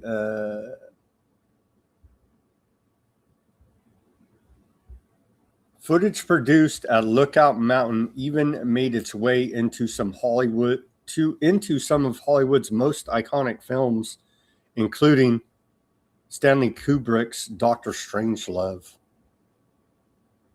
I think they filmed the freaking moon landing there, bro. I'm just throwing it out there. I have no evidence of that. That's just my theory. Wow. So I just wanted to circle back about that because creepy stuff, man. Okay, on to Epstein reporting here now. DOJ uncovers $350 million in alleged fraud. Oh, before we get to that, little DOJ reporting. The charges span 7 states and 17 different cases that involve SNAP benefits. And so they're doing a great service for the American taxpayer by getting rid of all this fraud. They got $350 million of welfare fraud, which is like a quarter of the day of interest on the national debt, right? So making a real dent for the public purse there. At least they're trying. Epstein investigation into Michigan Art School uncovers decades of abuse allegations. We covered this a little bit yesterday. It seems everywhere connected with Epstein, there's just a giant pack of PDFs running around. Shocking, I know. So he put his name and was a donor to this Michigan Art School, and now Interlochen. Now it turns out during an investigation, more than 70 victims have claimed physical contact of the sexual nature by 47 staff members between 1950 and 2010 coming out of this Michigan Arts School. Just like it never stops here, Ruckus. Epstein files how victims maintain or remain exposed to identification. So this article just talking about the DOJ docks the victims, Ruckus. And so now they're worrying about their safety. One of the victims said, "I cannot live without looking over my shoulder." after her personal information was exposed in the Epstein files release. So they redacted the names of the co-conspirators, but did not redact the names of the victims in many cases in this Epstein file release, the big data dump. That's interesting about real victims is that they crave nothing more than their privacy and not to have their identity exposed. Whereas there's a whole bunch of these people who love to try to play victim and get in your face about it. It's just very strange. I'm like, why is it that some people? I'm like, I don't know. Aren't they both victims? Just I don't know. Just putting it out there. I think there are some fake victims out there as well, but there are more real victims that don't want to be public figures. Oh yeah, no, 100%. But I mean, there's an entire class. I mean, in fact, no, there's grifter victims for sure, Yeah, 100% like, agree oh, with you. poor me, and I'm just like, 100%. But there's also a bunch of victims that want to try to get over this abuse, and they're being re-traumatized when the FBI doxes them or the DOJ. Yeah, it's terrible. FBI Threat Screening Center is seeking predictive artificial intelligence capabilities to upgrade its watch listing system to determine people who will do crimes before they happen, according to a report out of Reason Magazine. So that's your pre-crime right out of Minority Report. And so that will keep us safe, right, Ruckus? Oh, no. Probably not. Todd Blanche. So this guy, he'll keep us safe. There you go. That will definitely keep me in line. Todd Blanche, acting attorney general, trying to get confirmed through the Senate to become official attorney general. He's suffering some pushback here now from Republicans in the Senate. You got Tom Tillis and old Coburn. How do you say his name? Coburn? Your senator out of Texas. They both have TDS now, apparently, and are not voting with Republicans to confirm Todd Blanche as attorney general. And so that's... Well, I'm impressed. How about that? They're not doing it out of any righteousness or to do the right thing. It's just petty politics, I do believe. And they could give a damn about I'll the take victims. Yeah, that's the whole thing with our petty partisan politics. They're not doing it for righteous causes. They're just doing it to go against the other team.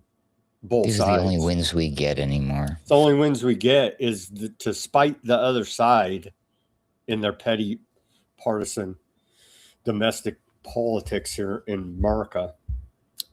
Case in point, I'll take this, but I don't believe they're genuine in their concern here now. House Oversight Dems say they put out this, and their ranking member, Robert Garcia, put out this. He says Republicans were forced to postpone Todd Blanche's confirmation vote because they knew he was too corrupt and untrustworthy to get enough votes. Blanche went from being Trump's personal lawyer to running the Epstein files cover-up and orchestrating billion-dollar slush funds. He is not qualified to be the top law enforcement officer in this country. We will not stop fighting until Donald Trump withdraws his nomination. It looks like here, Ruckus, they may have been successful. They may have been successful. Trump says he may pull Todd Blanche AG nomination until Senator Cornyn and Tillis leave office. Here's the post by Trump, and this shows you what a piece of garbage Trump is. Todd Blanche is a star. He's actively covering up the Epstein files right now, help dox the victims. And everyone knows it. I don't know that, Trump. You and him are corrupt brothers stealing from us. He has the potential to go down as one of the greatest attorney generals of all time. How? By covering up the Epstein files?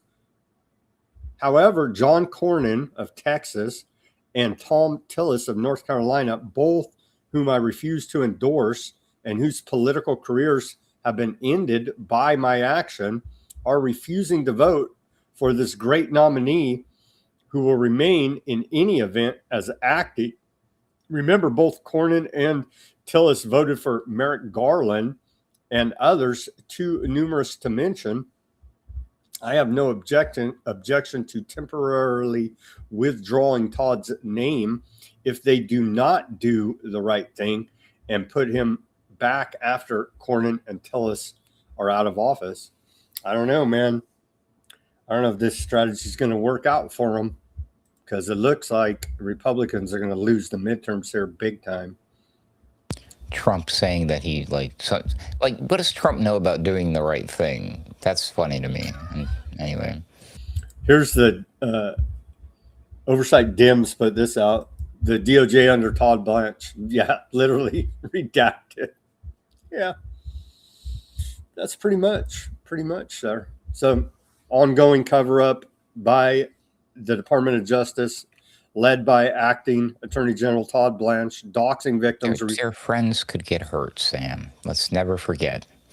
Refusing to work with New Mexico Attorney General to investigate Epstein Zorro Ranch. And so they're doing much to not help carry this investigation forward. They're actively covering it up and blocking this investigation. That's only what it looks like. I mean, until they give us a better explanation. I mean, what else do we got?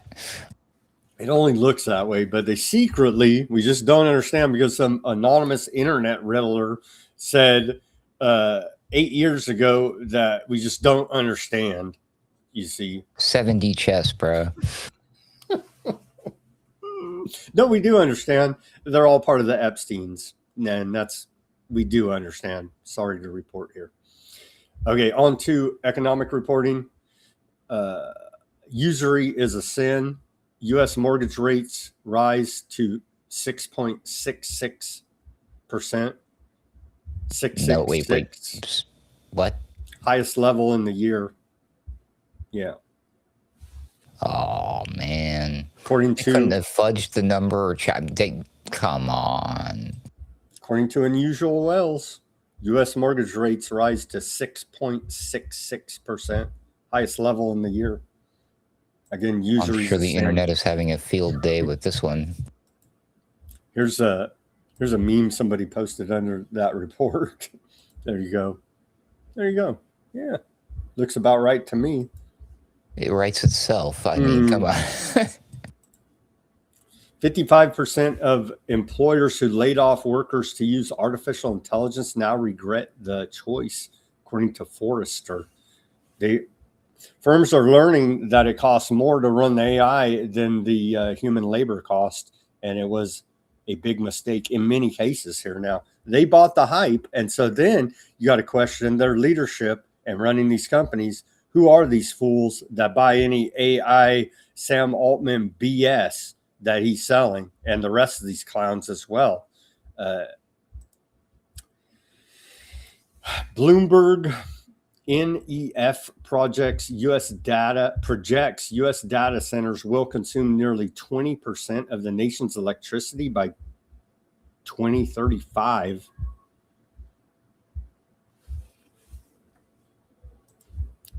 Jamie Dimon, CEO of JP Morgan Chase, has said that markets underestimate risks, and he won't be buying any stocks or treasuries at current prices. Just saying. Oh, good. Top banker there saying. But what about? But we've got OpenAI and Anthropic both. They want to do an IPO. Come on, bro, aren't you in?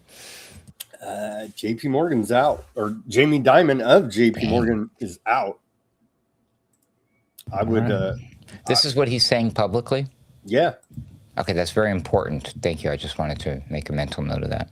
A lot of these people do the exact opposite. They up talk and down talk. Yeah, sure they do. They up talk it and then they do the exact opposite, or they down talk it and do the exact opposite. Yeah, that is been known to happen here. Commerce Department quietly announces 7 new equity stakes in private companies. I thought the commies are taking over. They already did here, apparently, according to a report out of The Hill. The Department of Commerce, led by Epstein's neighbor, Howard Lutnick. How's that guy even? How's he the commerce secretary? Like, seriously, but we live in dystopia. The Department of Commerce quietly announced this week it will designate more than $870 million in federal incentives for semiconductor manufacturing in exchange for a minority, they'll probably up it to minority equity stake in 7 companies. Isn't this fascism? The definition of fascism, the merger of state and corporate interests? I don't think 100%, but it's close enough that people should be raising some eyebrows and asking some questions, I should suppose, you know, but it's probably just communists who are, wait a minute, hold on, that doesn't make any sense. NIST, who lied about 9/11, got caught in their lie. Anyway, National Institute of Standards and Technology, NIST, said Commerce's CHIPS Research and Development Office signed letters of intent with 7 companies to provide a combined $874 million in federal funding under the landmark CHIPS and Science Act. So if you say I'm against government equity stakes in private companies, you're a communist? I guess so. And Trump, 2 days ago at a rally, he was confronted about being a PDF, and he called the protester a communist. So I guess that's all you got to do is just say you're a communist, and it magically wave your wand. And Lindsey Graham wasn't chasing kids at Disneyland before he died, or Disney World, right? I know nothing about any stories of any ladybugs. That's all I know. Wowzers. And the corrupt, what about the corrupt? I saw, what's the name was posting it? Foundering guy, the piano man. Anyway, he was saying that the invasion now of, by the Moroccan immigrants, illegal aliens into Spain was the price they paid for winning the World Cup. I don't know if that's true. That was the claim. That's a dark. That they would never stop. No, the world is not petty like this in any way, shape, or form. I see no evidence. Yeah, things are getting really weird, aren't they? You're what's his name? They're all corrupt, right? Infantino, the head of the president of the FIFA, he's trying to sell it now and take the money and run, but he's getting pushback here now because people are waking up to the scam. Europe's 55 football federations unanimously voted to boycott the World Cup and all FIFA competitions over President Infantino's controversial proposal to sell a majority stake in FIFA to private investors. People are not buying the scam. That's good. That's good. Bond yields. Robots are going to take over the sporting world soon enough. This is very concerning, Ruckus. Bond yields at 19-year high. At 19-year high. We haven't seen them this high in 19 years. It's extremely concerning. Good? No, it's bad because no one wants to buy the debt, so we have to pay a higher rate of interest. What happened? I thought the AI, I thought the bots, I thought the cryptocurrency CBDC thing was going to buy the bond, right? Is that what we were told, right? Who was it? The Becent guy, right? Mm-hmm. He's the one. He was saying that, right? Yeah, he said the plan was that. Or it's one of all these jackasses. I don't know, him or Lutnick and Blackstone guy, Larry Fink. One of these guys, they're all like, yeah, we think that their CBDCs, the US dollar CBDC that's not a CBDC will be the ones that hold up the bond market because they'll be the only ones buying the bond. Because yes, nobody wants to touch those things with a 10-foot pole that used to belong to Jeffrey Epstein, you know. The message from the bond market was clear for all of the U.S. Federal Reserve Chairman Kevin Warsh's tough talk about taming inflation. He's not rushing fast enough to deliver. After the Fed kept interest rates unchanged for the 7th consecutive month, investors dumped 30-year Treasury bonds, sending the yield shooting up as much as 14 basis points to nearly 5.23%, a 19-year high. Can we get it up to 6.66? It's coming. More lies. So here's some more of your lies. So the food prices are going to go down, is what you're saying, right? No, they're going to continue to go up. Damn it. We got a 33 column here. The U.S. economy slowed to 1.5% growth rate in Q2. June core inflation at 3.3%. So there you go. There you go from CNBC. 3.3% there.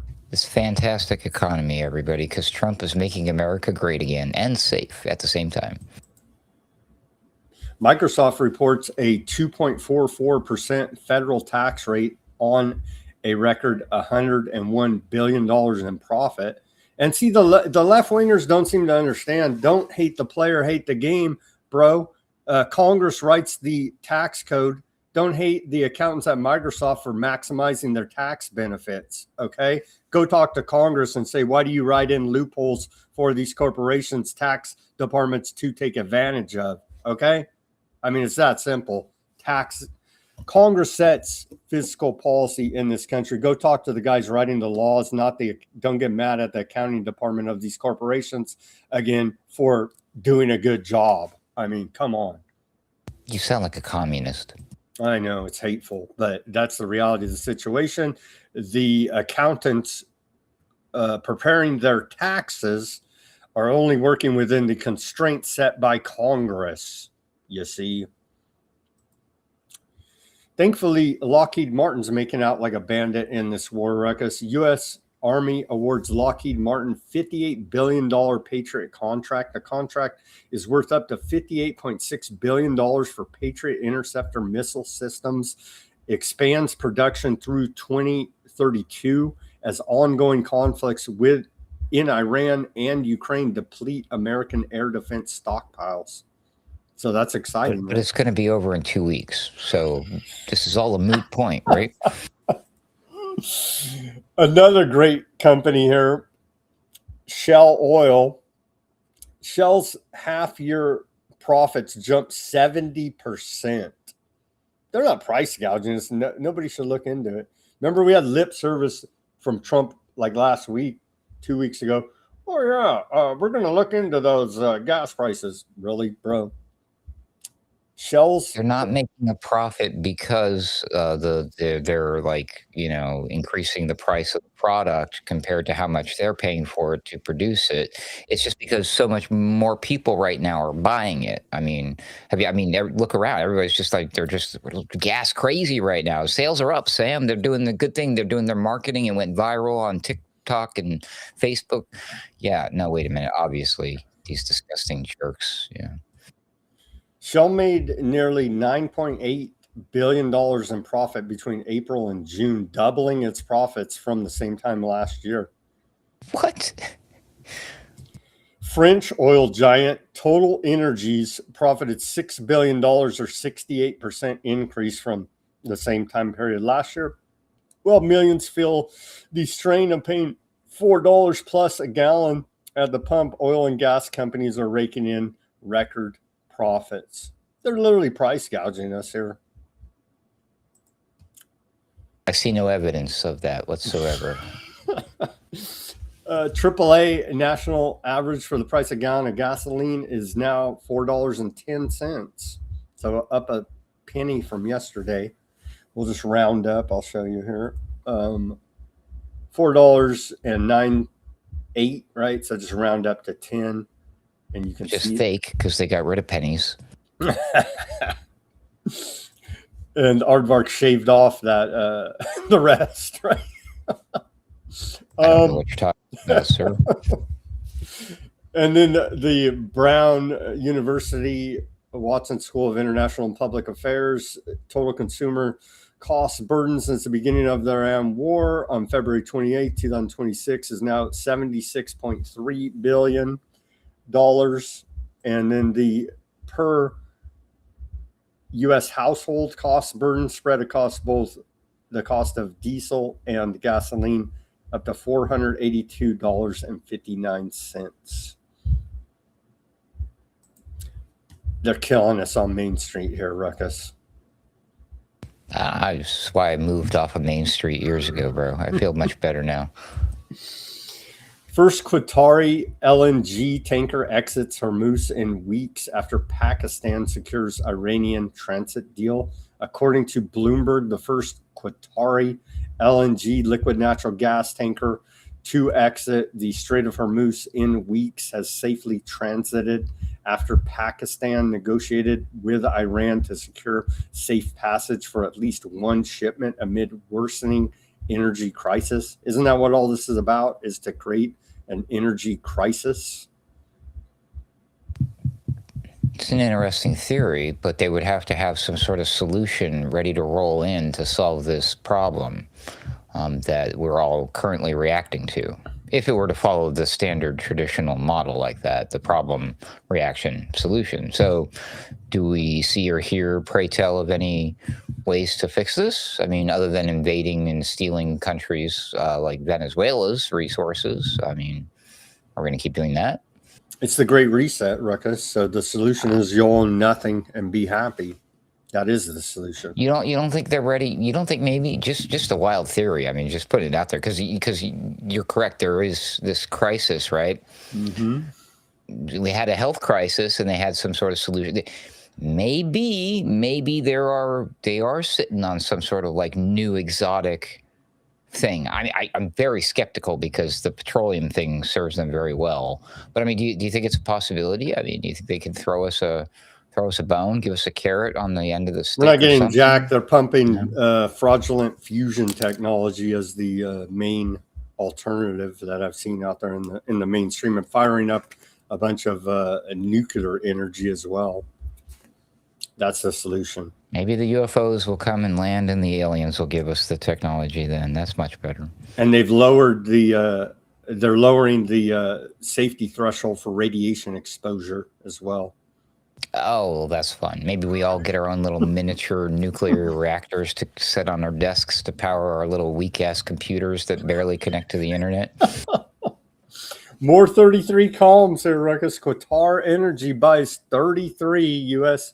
LNG cargoes after Hormuz shut down. Qatar Energy has purchased 33 spot LNG cargoes from the U.S. this year for delivery to South Korea, Taiwan, Bangladesh, India, and Japan, according to 4 trade and industry sources in a Reuters report, as it sought to minimize disruptions to key customers after the Iran war, which is ongoing here now, halted transit of LNG through the Strait of Hormuz.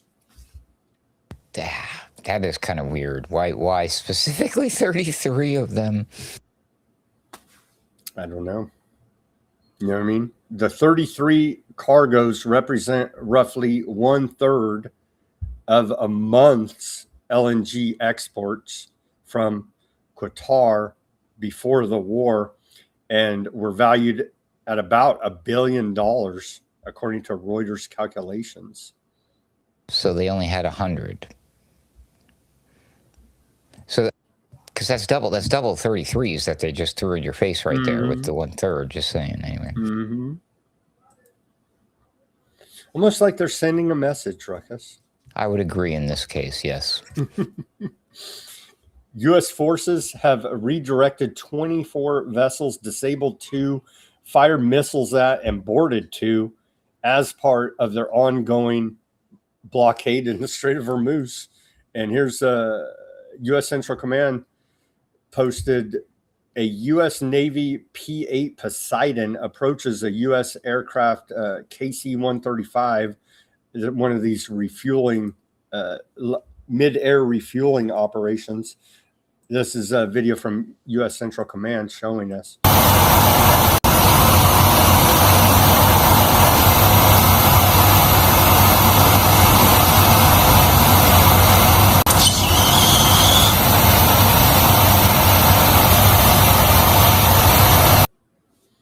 So U.S. Central Command mocking the American motorists, how they can refuel mid-air as you struggle to put fuel in your tank to go to work, to pay taxes, to bomb Iran more.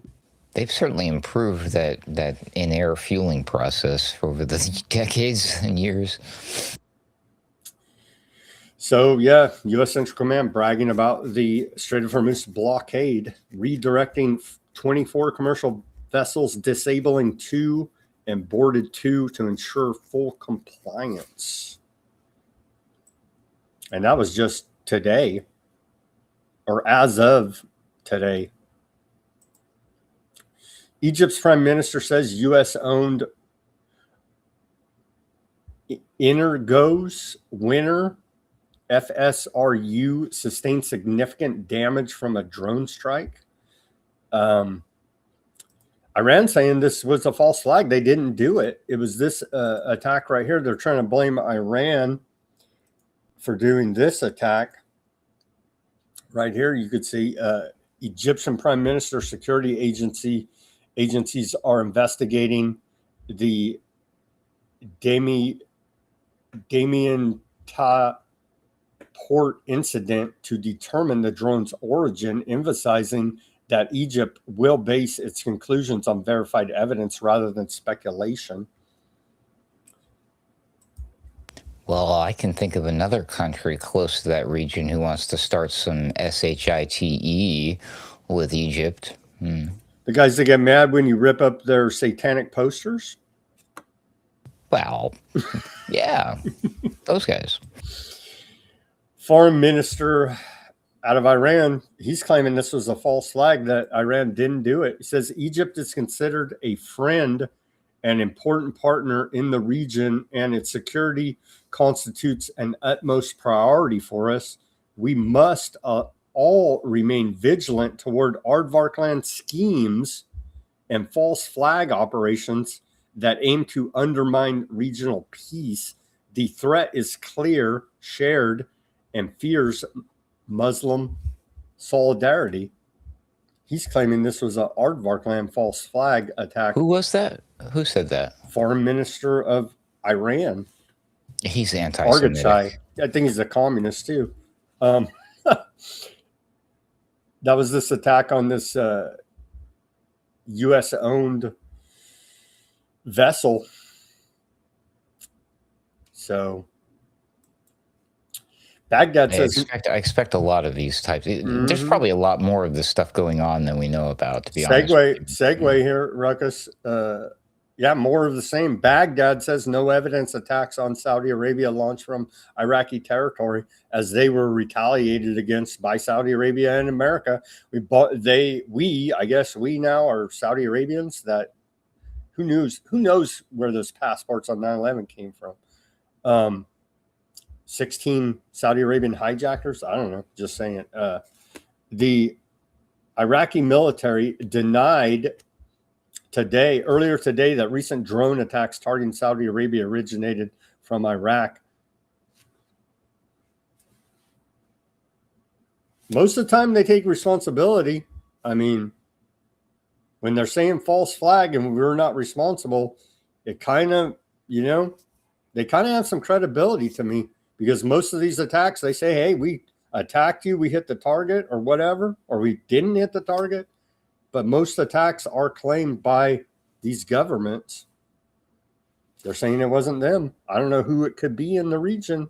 It's a big mystery, Ruckus. To be fair, it's kind of like a boy cries wolf situation, right? Because historically speaking, certain countries have continuously used this particular form of warfare as part of their playbook, the false flag operations, that is. And when you do that for so long, if and when there's a real attack, it's going to be a hell of a time trying to convince people it was legit. Yeah, you kind of shot yourself in the foot.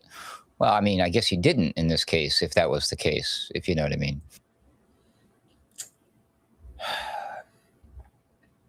That's why we can't be partners with aardvarks, because we can't trust their sneaky asses, right? And so anytime any kind of positive thing happens, they go and do a big attack and then throw everything back into chaos. Well, it could always get worse. They could always do the Samson option. Oh, anyway. Reported yesterday that China's entered the war. Now China's publicly denying. That was a big Reuters report. They had the receipts. I'm pretty sure it's accurate about China signing a deal for the shoulder-fired missile defense systems to Iran. Today, China publicly rejects the report and says they're not sending these shoulder-fired missile launcher systems to Iran. Somebody's lying. I don't know. Reuters had the receipts of the invoices and everything like that. So I don't know. Maybe Reuters is lying, made the whole thing up. Maybe China's lying here now, and they don't want to publicly admit that they have now entered the war here, at least as a weapon supplier. It was a report from Reuters, you said? Mm-hmm. Mm-hmm. Yeah, see, this is the problem. When you let AI write your articles for your Reuters, occasionally they hallucinate. So we'll just chalk this one up to the ChatGPT. China's still trying to lay low. Trump denied the report yesterday and says he talked to Xi, the president of China, and they wouldn't do such a thing. They're not involved in this war at all. Probably not. They've probably got their sights set on somewhere else right now. Taiwan? Well, maybe. So it turns out, out if I were them and they were like watching us being so damn distracted, I'm like just thinking, hey, if things are all above board and all these wars and these conflicts and these world powers really want to like just destroy each other, now is a good time. Just saying, we just write a report about how, oh shoot, look at that, shucks, we're running out of weapons. Oh no, all of our troops are over here right now. Oh no, we're completely defenseless. I'm like, why would you project that kind of information to the world? It makes no sense to me. Turns out there's a bunch of arsonists running around France. It wasn't climate change. Shockingly enough, 275 people have been detained over starting fires in France, according to France's Interior Minister, Nunes. 70% of the fires were started deliberately. Over 14,000 fires recorded since the start of summer, with at least 117,000 hectares burned there in France. Crazy. They arrested 275 French-speaking countries. 275 arsonists there in France have been arrested. I guess it was climate change, though. Okay, on to the immigration crisis. It was like World War Z type videos coming out today. Here's the map. So they're jumping the Strait of Gibraltar, this little space right here from Morocco, or they're going through Morocco, wherever they may be from here now, right? Immigrants from Africa going up through Spain, and they're coming through right here. And there's a massive invasion earlier today. Here's some of the shocking video. Let's play a few of these clips.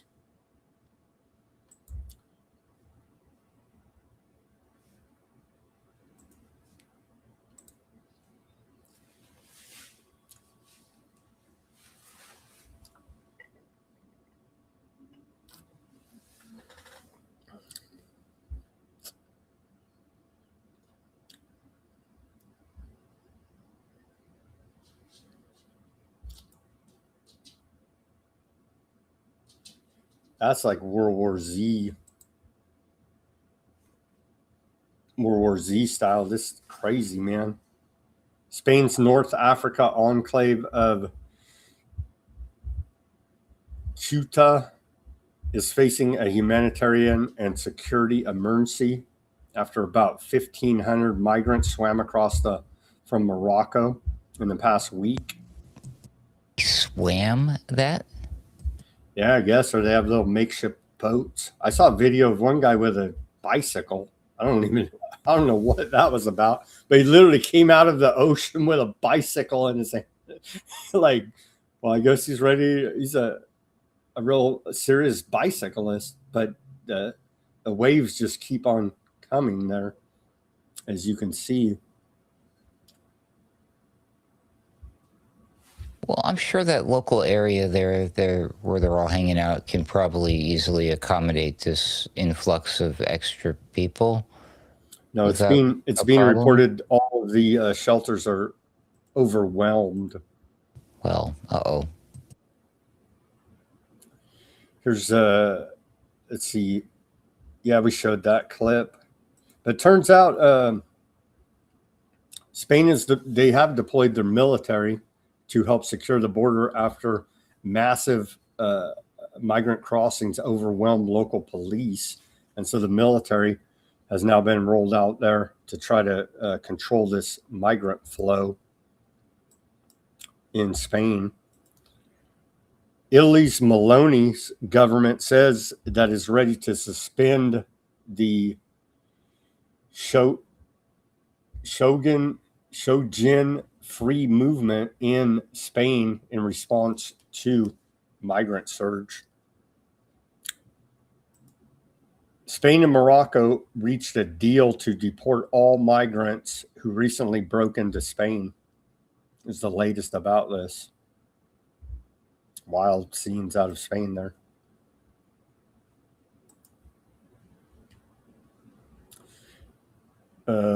Cuba here, Ruckus. We're still waiting for a move on Cuba. Cuba says U.S. sanctions are currently blocking more than 7,000 containers of food, medicine, and essential supplies for the Cuban people as officials reiterate their warning that Washington is deliberately engineering a humanitarian crisis in Cuba. Well, they're communists, so they deserve it, right?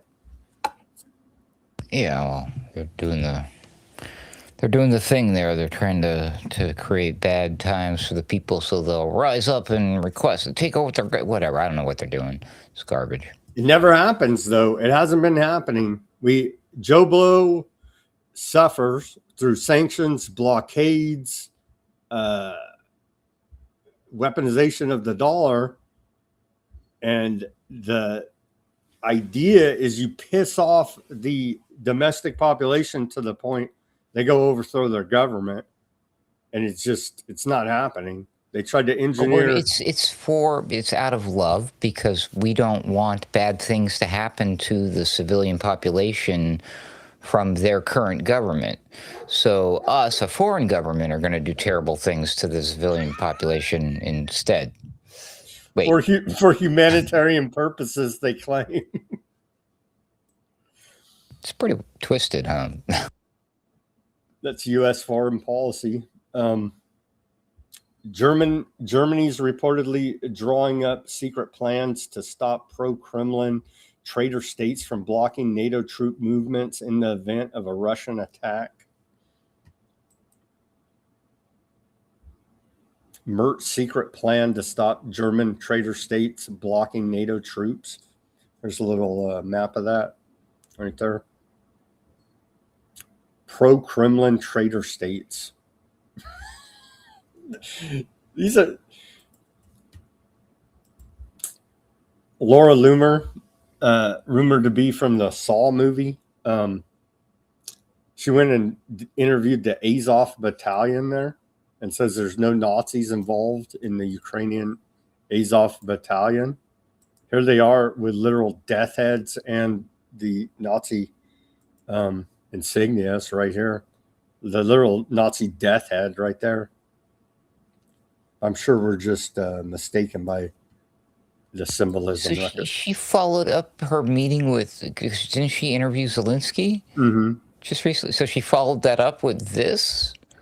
Laura Loomer asks the head of the Azov battalion there, why very identical to Nazi Germany logos. And what's the name? Biltski. He's the head of the Azov battalion that she was interviewing. said, I understand the controversy, but it's a story that's existed in Ukraine for 300 plus years. Claims didn't want to create the illusion of the similarity with the SS or SA. That's why they have them wearing these death heads. Cool story, bro.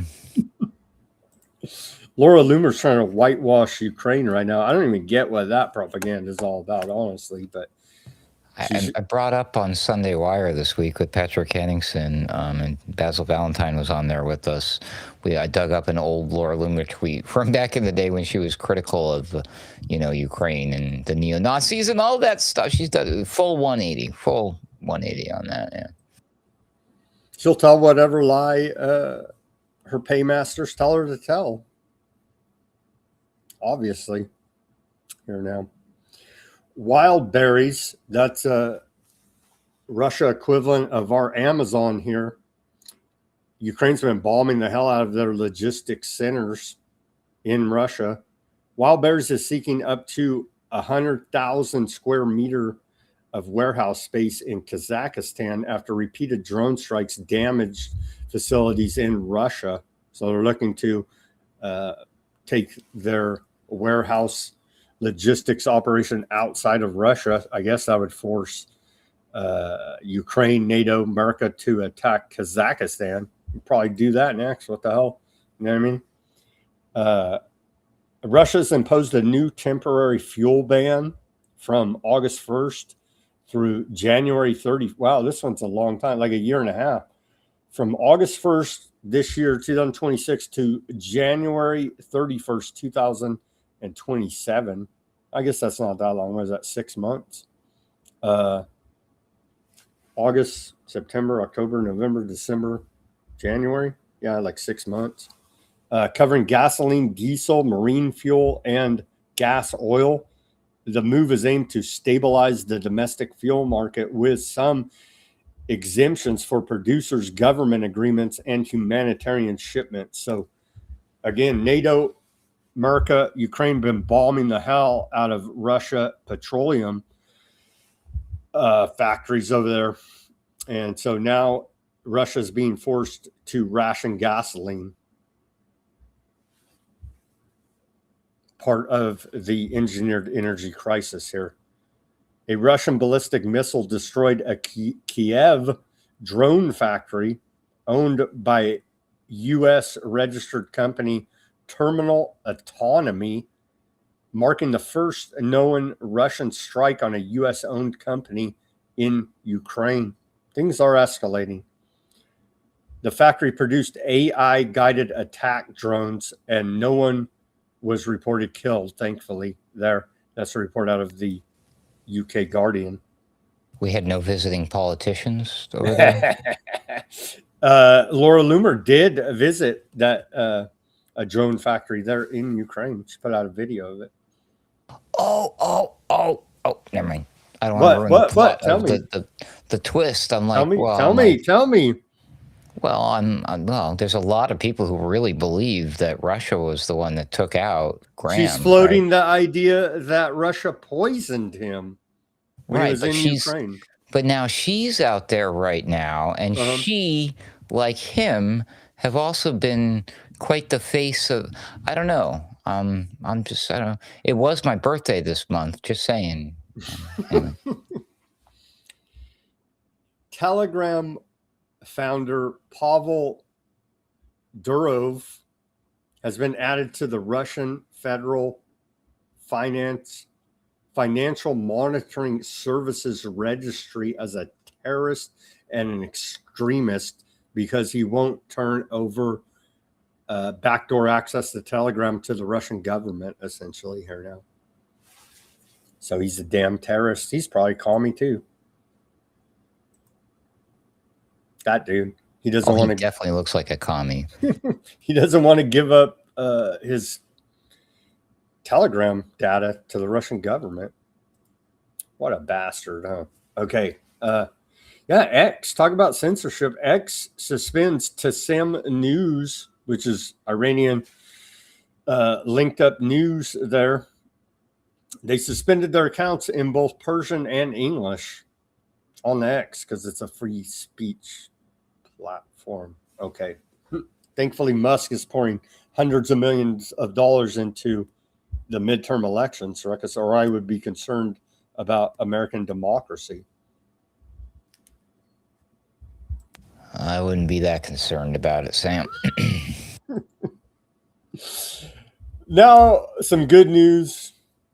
We've had all this bad news. Wait, death, what? Good news. Hold inflation, on. Where death, am I? destruction. We've had all that news. Killer robots. Now, some good news. Finally, 25 cats rescued from the Komoto Mall after the earthquake there in Japan. Let's watch this short clip of rescued cats after the Japan earthquake.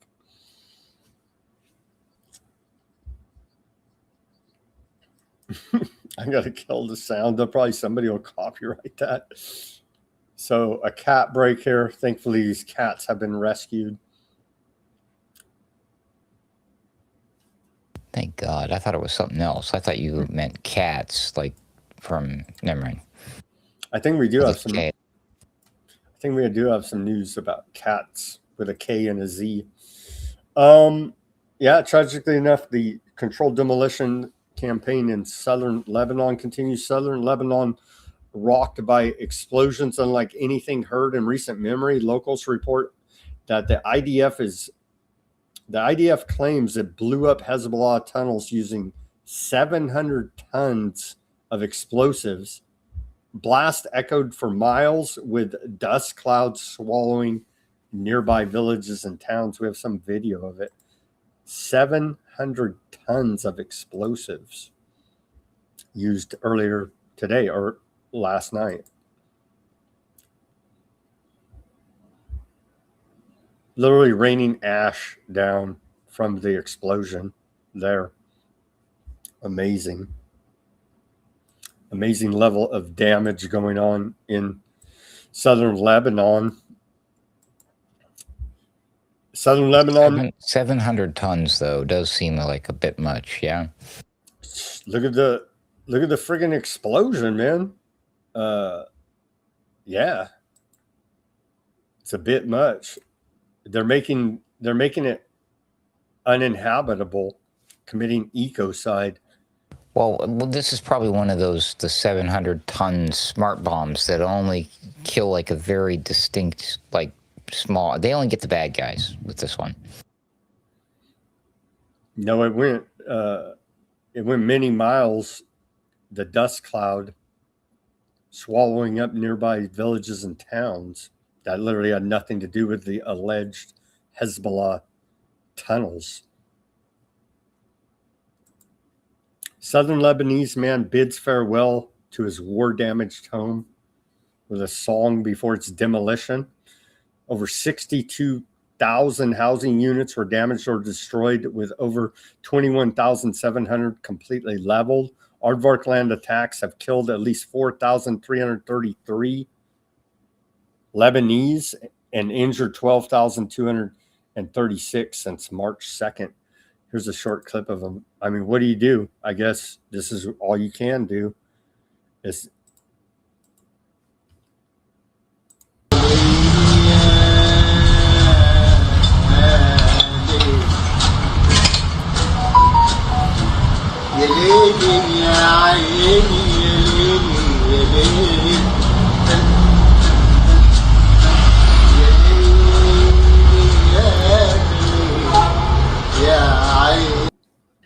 they're going to demolition the rest of the dude's house.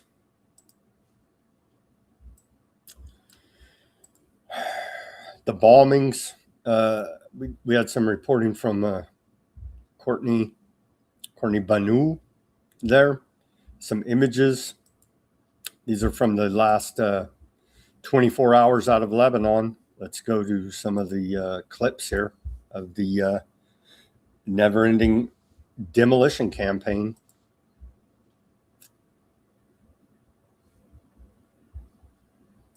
That's quite a big explosion. That's pretty big. That's pretty damn big. Yeah, that's pretty big too, though.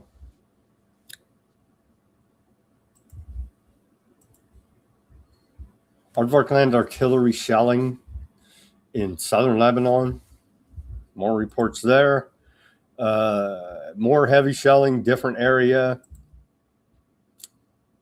Controlled demolition here. Saw the cradle reporting that. Aardvark land soldiers loot all the homes before raising the village. And here they are showing off the stolen property. So they kick you out of your house by threat of death, and then they go steal your stuff and post online your stolen stuff, them sporting it right here. So those are great freedom fighters fighting terrorism, Ruckus. Chosen. And they keep telling them stop posting this stuff, and they refuse. Why Aardvark land is bombing cemeteries and places of worship in southern Lebanon. It's so the people have no reason to return, not even to visit the dead. They're literally carrying out scorched earth policy there now, and committing ecocide as well. So they're literally making the land uninhabitable, i.e. salting the earth, i.e. Aardvark routine, Ruckus. But none dare call it a genocide. Back to the civilians there that Iran was claiming got whacked. Here's Professor Morandi. He made this post showing the damage. He says in the U.S. regime attack on a residential home in Qasim City, American soldiers murdered a father, mother, and their 2-year-old child. 2 other children, aged 7 and 9, were wounded and transferred to a hospital. And so these are the images of last night's bombing campaign, allegedly claimed that those lives taken. And you can see the damage there of a residential home on Qasim Island. Something for American troops to be proud of, Ruckus. I hope not. And then here is a reminder. This is the apocalyptic hellscape that is Gaza. A reminder.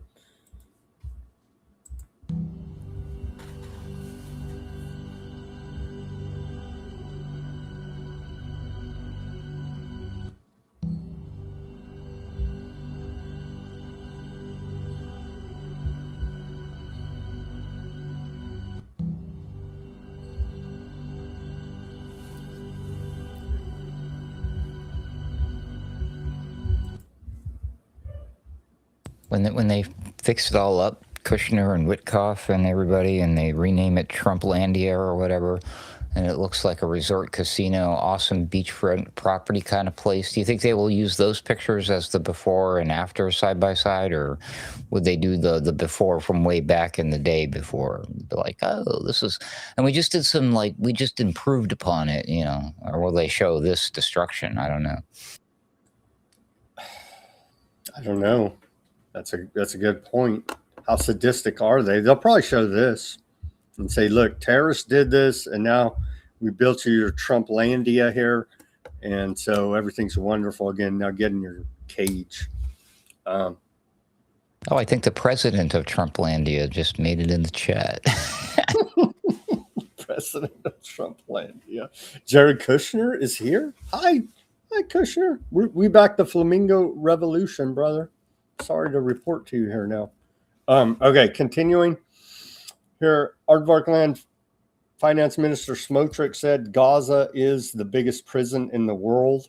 He did an interview trying to say that Hamas won't let the Palestinians leave, and if they were allowed to leave, they should go ahead and go to Egypt. And it's like, they were in Egypt before you guys stole. Egypt did control the Gaza Strip there until you guys stole it in 1967. But they leave that part out. And then leave out the part, they'll chase these people to the end of the earth, killing them. And so wherever they go, they're going to just go bomb there. They're going to say, the terrorists are there now. Time to bomb there. That's the routine. Well, I hate to say it then. I hope they don't move here, right? That would probably be awkward. How would that work? They'll bomb us here because the terrorists are here. So let me get this straight. So this is the reason why Palestinians are not willingly leaving their homes. They desperately want to leave behind their land forever and just get the hell out of there, but they can't because Hamas won't let them leave. Is that the story? That's what Smotric's claiming, yeah. Oh, okay. Oh, wow. Yeah, you can trust him. Cool. Gotcha. This guy, for those that are not familiar. That's what he's claiming. I play the video, but it's in so he has something in his throat. It's very hard to understand. Ben Gavir. We did get some comments from Ben Gavir today. He said even worse. He said, of course, he's the national security minister, Ben Gavir, consummate psychopath. He says, with Nazis, you only see they're like living in the past in World War II. Bro, there are no Nazis. They're now American scientists. So have some respect when you talk to our scientist, Ben Gavir. All right. He said, with Nazis, you only speak through gun sights and not in any other way. With the devil, who has inscribed our destruction on his flag, we are not obligated to stop liquidations of terrorists, nor do we sign deals, not through a third party, not through mediators, and not through any such entity, period. After the 10/7 massacre, in large part orchestrated and engineered by his government, the prime minister must clarify, even to our best friends, the only solution in Gaza that Aardvarkland is willing to be a partner in is encouraging immigration and destroying Hamas. No other solution. So that's reasonable, right?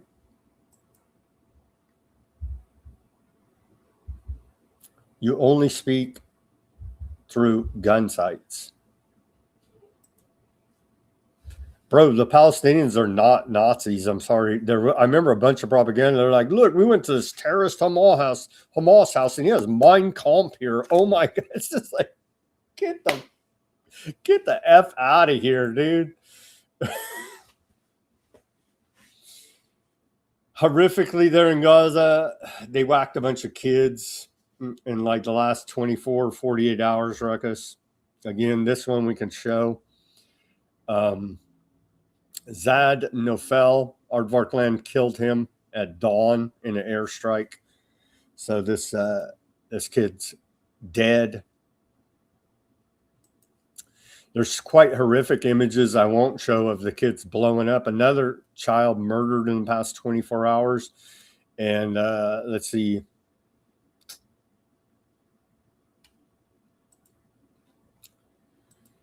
Yeah, they got the kids all twisted.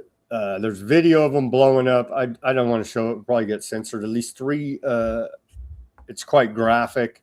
Everybody could go to Weaponized News Substack and see it. 3 Palestinians were killed and several others wounded yesterday. So the last 24 hours here in a fresh round of Aardvarkland attacks on the Gaza Strip. And it shows us the bloody, blown up kids. 1 person was killed and 3 others wounded. In one incident, in another incident, 2 people killed, 12 wounded in Kianis, and 1 person wounded by gunfire in Tel Dahab area in northern Gaza. And there's video of it. And again, I don't want to show it because we'll probably get censored because it is graphic violence. And 10 wounded in new Aardvarkland strike on Gaza City, mostly children. And there's images of the children with bloodied up faces, shrapnel. And yeah, it's quite horrific. And then 2 Palestinians, including the children, were killed and several others wounded in an Aardvarkland helicopter gunship attack on a tent. There's still every Thursday, it seems, Ruckus, it comes back around in the news cycle that, oh yeah, by the way, they're bombing refugees in tents, for God's sake. And there's graphic image here of the dead kids. It's quite horrific. I don't think I want to show it here, but it's dead kids all blowing up. The only way this gets any better is you tell me that somehow my taxpayer dollars pays for this. It does. But don't you worry, Ruckus, because Netanyahu has a solution for that, for foreign aid to Aardvarkland war machine. We're just going to merge our 2 militaries together, Section 219 of the 2027 NDAA. And so you won't have to worry about that anymore because we're going to be merged together.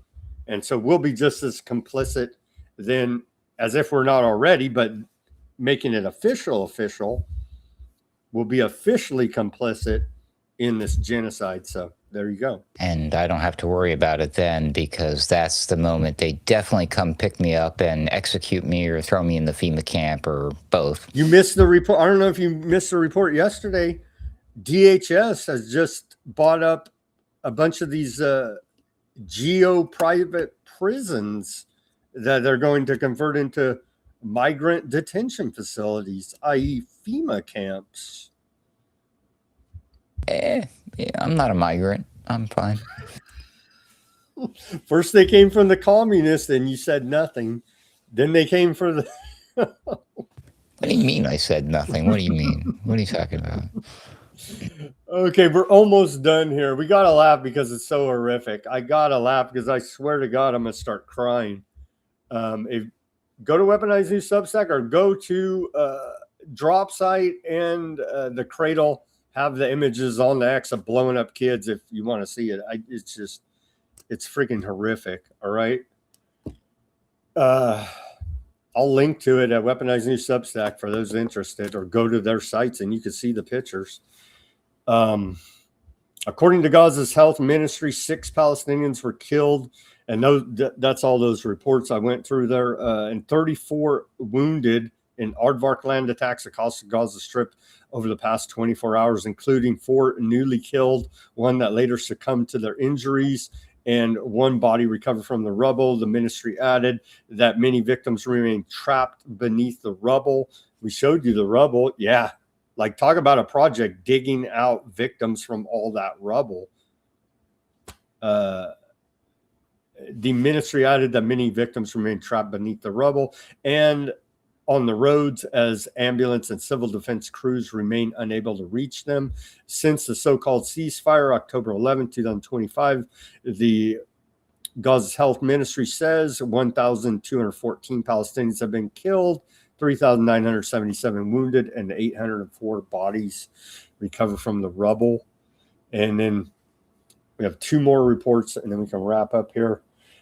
Thank you for hanging with us, Ruckus, past the 2 hours. And those in the audience, thank you for hanging with us here. A video circulating on WhatsApp group linked to Hilltop Youth, which is the ultra-Zionist settler group there, one of the outfits. A violent Aardvarkland settler movement in the occupied West Bank celebrates the burning of mosques in 10 Palestinian villages in recent weeks, according to the channel's own post. And they list out the mosques they arsoned there in the occupied West Bank. The Hilltop Youth, ultra-Zionist settler group, seem extremely violent from the reports I've been seeing about this group. All right, finally here. But if they're Zionists, they must be nice people, right? God's chosen people, we're told. Not my God, their God. Okay, so let's get that straight. But Aardvarkland jailers at Negev prison deliberately strike Palestinian prisoners on areas infected with scabies, causing bleeding and severe pain. The Asra Prisoners Media Office said. AMO, Asra Prisoners Media Office, said scabies, fungal infections, and allergies have spread widely amid deliberate medical neglect and denial of treatment. Prisoners also face spoiled food, poor ventilation, high humidity, and prolonged deprivation of outdoor time. The Palestinian Prisoner Society separately says Aardvarkland forces have arrested more than 24,600 Palestinians in the occupied West Bank, including in Jerusalem, since October 2023, while thousands detained from Gaza remain unaccounted for. So they arrest them in the West Bank. They don't even have Hamas there. And then they freaking throw them in prison and torture them. Ruckus is what is going on here. Well, and don't forget what happens to them if they're deemed to be considered a terrorist. Then you get the final solution from Ben Gvir. You get lynched, right? It's the hanging, yeah. Mm-hmm. They do it quickly and efficiently, and they can do it mass. They can do a whole bunch of them at once. It's pretty neat. I've seen the videos. Fun. Or they rape you and then send you back to the Muslims who don't take kindly to that. And so you're shunned by all of society. Well, that's if you're lucky, bro. That's if you're lucky. That's if you're lucky. They'll send you back broken and be shunned by society if you're lucky. All right. Quite a bit we got through today. Final news here, headlines out of Iran International. See if we blew up Iran yet. U.S. sanctions Iran largest airport, Mahan Air, over IRGC support. Trump casts doubt on Ukrainian Patriot production license. Yeah, Boeing said yesterday they're not going to do it. So, like, the adults in the room are Boeing now over our government and Trump. Boeing said, "No, we're not going to let them. We're not letting Ukraine produce these missiles that are in Ukraine to attack deep in Russia. We're not doing it." So, thankfully, I don't know, some sanity from Boeing. I don't know. That's the one whose planes keep falling apart, right? Yeah. But they're saying they don't want their name on attacking Russia. Basically, is what they're saying. Is the way I took it, because they're saying we're not giving Ukraine our technology to produce. That's nice that they're so concerned about their good name as opposed to, well, we're concerned that you're going to blow up our country. You know, I think maybe they don't want Russia to put a target on them. Maybe. Well, they do operate around the world, don't they? Mm-hmm. They're multinational military defense contractor. I call that a smart business move. State TV dispute exposes limits of oversight in Iran. Again, I'm reading from Iran International. Egypt denies believing Iran behind ship attack. Report out that's was it a false flag? This is going to be interesting to see what Egypt, what they say about this. Was it Aardvarkland that attacked that ship? Trying to blame it on Iran? Trump says deal reached for complete disarmament of Hamas. How would that work? They just all get in a line and get shot in the face by the IDF, I guess. Trump says deal reached for complete disarmament of Hamas on Truth Social. But Trump lies a lot, too. Maybe they could send in some of the Centaur robots with the chainsaws? Maybe. Trump on his Truth Social earlier, about 3 hours ago, posted that the Board of Peace had reached an agreement for the complete disarmament of Hamas and other armed groups in Gaza, with Aardvarkland forces to withdraw as disarmament progresses. I just don't see it happening. And they've all said, we don't care what you say. You just heard Ben Gavir, right? What he just posted. I don't see it happening. We shall see. Maybe we have peace there. Call me skeptical. Every time they sign a ceasefire deal, as we continue to report, they keep whacking people and stacking bodies. So I don't know. I don't see how it works here, but maybe I'm naive and I just don't understand. Finally, headlines out of Al Jazeera. Iran war, Gaza border peace, lauds historic disarmament agreement. That's the big news. Border peace says roadmap will deliver significant benefits to people of Gaza. Historic border peace lauds Hamas agreement to disarmament roadmap in Gaza. Gaza deal jubilation not felt by Palestinians. You think?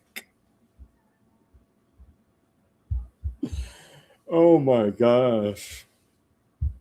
All right, that's all we got for today, Ruckus. Let's pray for peace over there. I don't see how it just seems like this is another escalation. I don't see how this can possibly work. Especially when you have Ben Gavir, Smotrick, and all the rest of the crew saying, yeah, we don't care. We're taking all that land and you're a Nazi. Can't really argue with that. You know, if we learned anything, you just call somebody that and arguments over, you win. Over to the channels. Shout out to Odysee audience and those in the chat. Thank you for tuning in. Fat Bob over there. Shout out to you, Gur, Huffman, Coco. Coco said, and I always get this one, you got to fact check me on this, Ruckus. Coco said, we'll know our disinformation program is complete when everything the American people believes is false. William J. Casey. That's right? It's a little off, but he did say something to that effect, yes.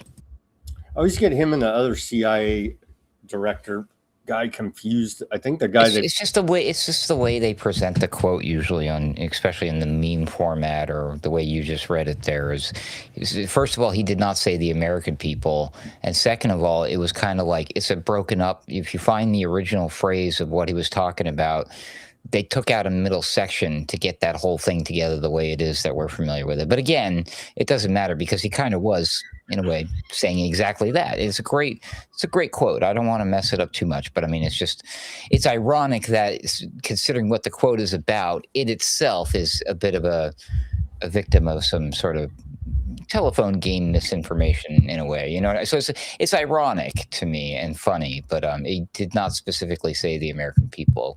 I will admit that. Blump has the IQ of freeze-dried foreskin. Smack says that's a pretty good line there. Oh man. I don't want to know what line of work he's in to have. I'm like, where'd you come up with this idea for freeze-dried? Well, that's totally a thing, brother. I deal with it every day at my work. What?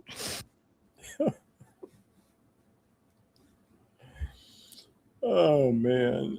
Let's see. Huffman says he also said he can't do deportations because his friends would lose money. Trump did say that. That's why they don't go after the low-hanging fruit of employing these illegal aliens in agriculture, hospitality, and other industries where Trump's friends may be financially hurt by deporting their slave labor. This is the real reason nobody did anything about it or cared or even attempted to do anything about it until the AI was ready to do all the work cheaply for these companies. Just saying. Yeah. Pink Vegas says torture Palestinians are facing nonstop torture. They are. They are. And they would like to do that to us here. That's why we have to have basic human dignity and call it out for being wrong,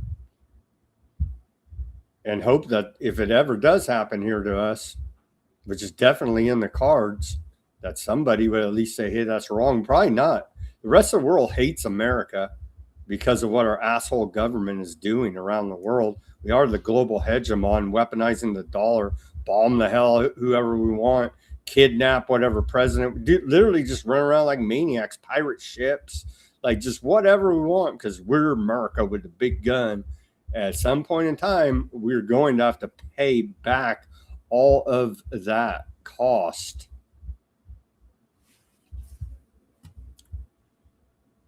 Well, dynamic wages soon, Huffman says. I don't even know what that means, dynamic wages. You get paid more by the job you're doing at the time of day. I don't even know what dynamic wages means. Musk keeps saying we'll have super high universal basic income, but the problem is if you don't get your miracle or whatever, if you don't comply with the system, whatever they say, then they just cut you off, right? That's the whole mark of the beast system. Not very much freedom there. Not very much freedom at all. It's a total control system that you'll literally not be able to buy and sell unless you comply with whatever insane tyranny they want to roll out. Dynamic pricing is already here. What is that? Where they it's algorithmic pricing, yeah. Yeah, but how can you do that with wages? I don't, because most of the time you agree upon a set wage to do a set job. I guess that's a new thing, maybe. So people do get paid different amounts of money for doing the same job, right? But I agree with that. Yeah, what if you're better at it? That's true. But say, I've never heard of this in the wage department. I haven't either. That's a new one, but yeah, maybe uses your digital footprint to decide the price you pay. Yeah, I get that, but what about wages? I get the pricing. I do know that they want to, so maybe this will affect people differently, because this also affects people differently, the taxes, because they want to take out like pretty much everything at every transaction, every second, every time, every day, all the time. That's like kind of going to happen on the micro transaction level. That's the word I'm looking for. So we'll be micro taxed. So we won't be like paying taxes at the end of the year. We're always paying taxes, with every transaction and everything that we do. It's done for us. And probably even penalties and fines and stuff too. We're probably already deemed guilty for doing something that goes against whatever the rules are. And it's already been deducted. You know what I mean? It's like, what? Pink Vegas says they will find a way. Yeah, I believe they probably will find a way. Yeah, and it's exciting too. The FBI is looking at this pre-crime AI, so that's exciting as well. Maybe we can have pre-tax, right? Maybe we can pay our taxes before we've even done anything. Well, they have those Trump accounts for everybody going. How about just going to debt for your taxes before you even earn any income? You already owe. Well, that's like kind of the national debt. You already owe $100,000, bro. I just got born into this hellscape. Well, you owe $100,000. Nice to meet you. Damn. You ain't kidding. All right, friends. Thank you for tuning in on the Odysee channel and keeping that chat lively and respectable as per usual. Thank you, everybody, for tuning in on X, Kick, Bitchute, Facebook, Substack, Rumble, and YouTube. Let's go over to these and see if we could see what's going on. So you told me, I guess I got to look, right? Usually, I don't know, yesterday was okay, but the last couple of weeks, we've been getting some hardcore trolling on the what are you looking at? YouTube? Yeah. Oh, yeah. Yeah, let's see if you can find the president of Trumplandia right away. Let's see if you can guess which one it is. Oh, man. Shout out on the Rumble to Zio, Carrie. Let's see. I always said AI was BS, Carrie says. A lot of it is. It is, I don't know. It depends on what you're using it for, I think. but it's already played out. These AI images, for the most part, I believe. Say if you're a graphic designer, I believe you can still put out human output, and it will be valuable in the future because you can clearly see when a human did it versus AI. I think there will be a market for human-made everything. I was on the fence about that at first, but I'm seeing what the output from ChatGPT and all of them are making now for people who decide to go that route. They're like, okay, make me a website, make me a graphic, make It me a ain't that flyer, great. make me a logo. It's crap. First of all, I mean, but you as a business owner might not recognize that, but I mean, trust me, designers and web people who do this for a living, they know what they're doing, and there's a reason that they do certain things. That's for your benefit. So just because you're like, oh, I just got what I needed, I just needed a website, you don't really quite understand. I just need a logo. Well, sure, now you got a logo. Now what? You know, it's like it's just like it's terrible what what they're doing because they're convincing, they're basically forcing all this garbage on these business owners, and they're just like, oh well, it's simple, it's safe and effective, and that has never ended well for us, not in the past 6 years anyway. And see, CJ says they have nothing on the 60s witches. Remember the old Daredevil evil in your face front and center. Just ordered a new part yesterday, $400. I think he's talking about the increase in computer parts. Shout out to Croc on the Rumble, Bardo on the Rumble, Denver on the YouTube. People don't so much hate thy neighbor as they are misled by a Pied Piper, whatever subjective form it may take, which there are live many. Yeah.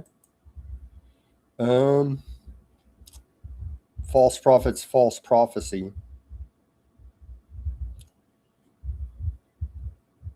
Shout out to ADub. Nothing good gas comes from them.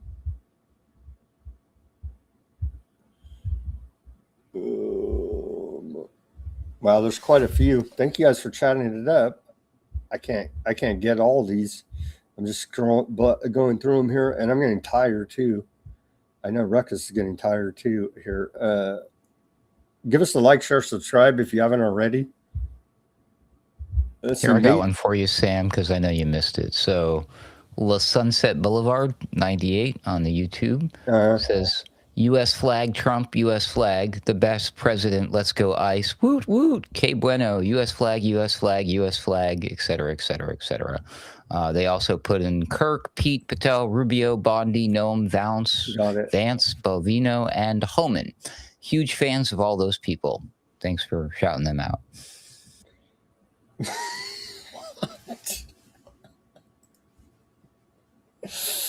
Oh my gosh. I think that's about all we got today. Thank you guys for, let's see. ADub says aardvarks are evil people. It's wild. A lot are, man. A lot are. I believe they're brainwashed in aardvark land. Like probably the most brainwashing of any place in the world. And I do believe they're being set. Well, they're scapegoated right now. The rest of the world hates them, except for our corrupt government. Like the rest of the world can see, and most Americans can see at this point as well. There's all these polls saying that they're any support they ever has just fallen off a cliff. Like people are sick and tired of it, and the corruption's just naked. Why is Africa so underdeveloped? Many reasons, actually. But China is working on developing them.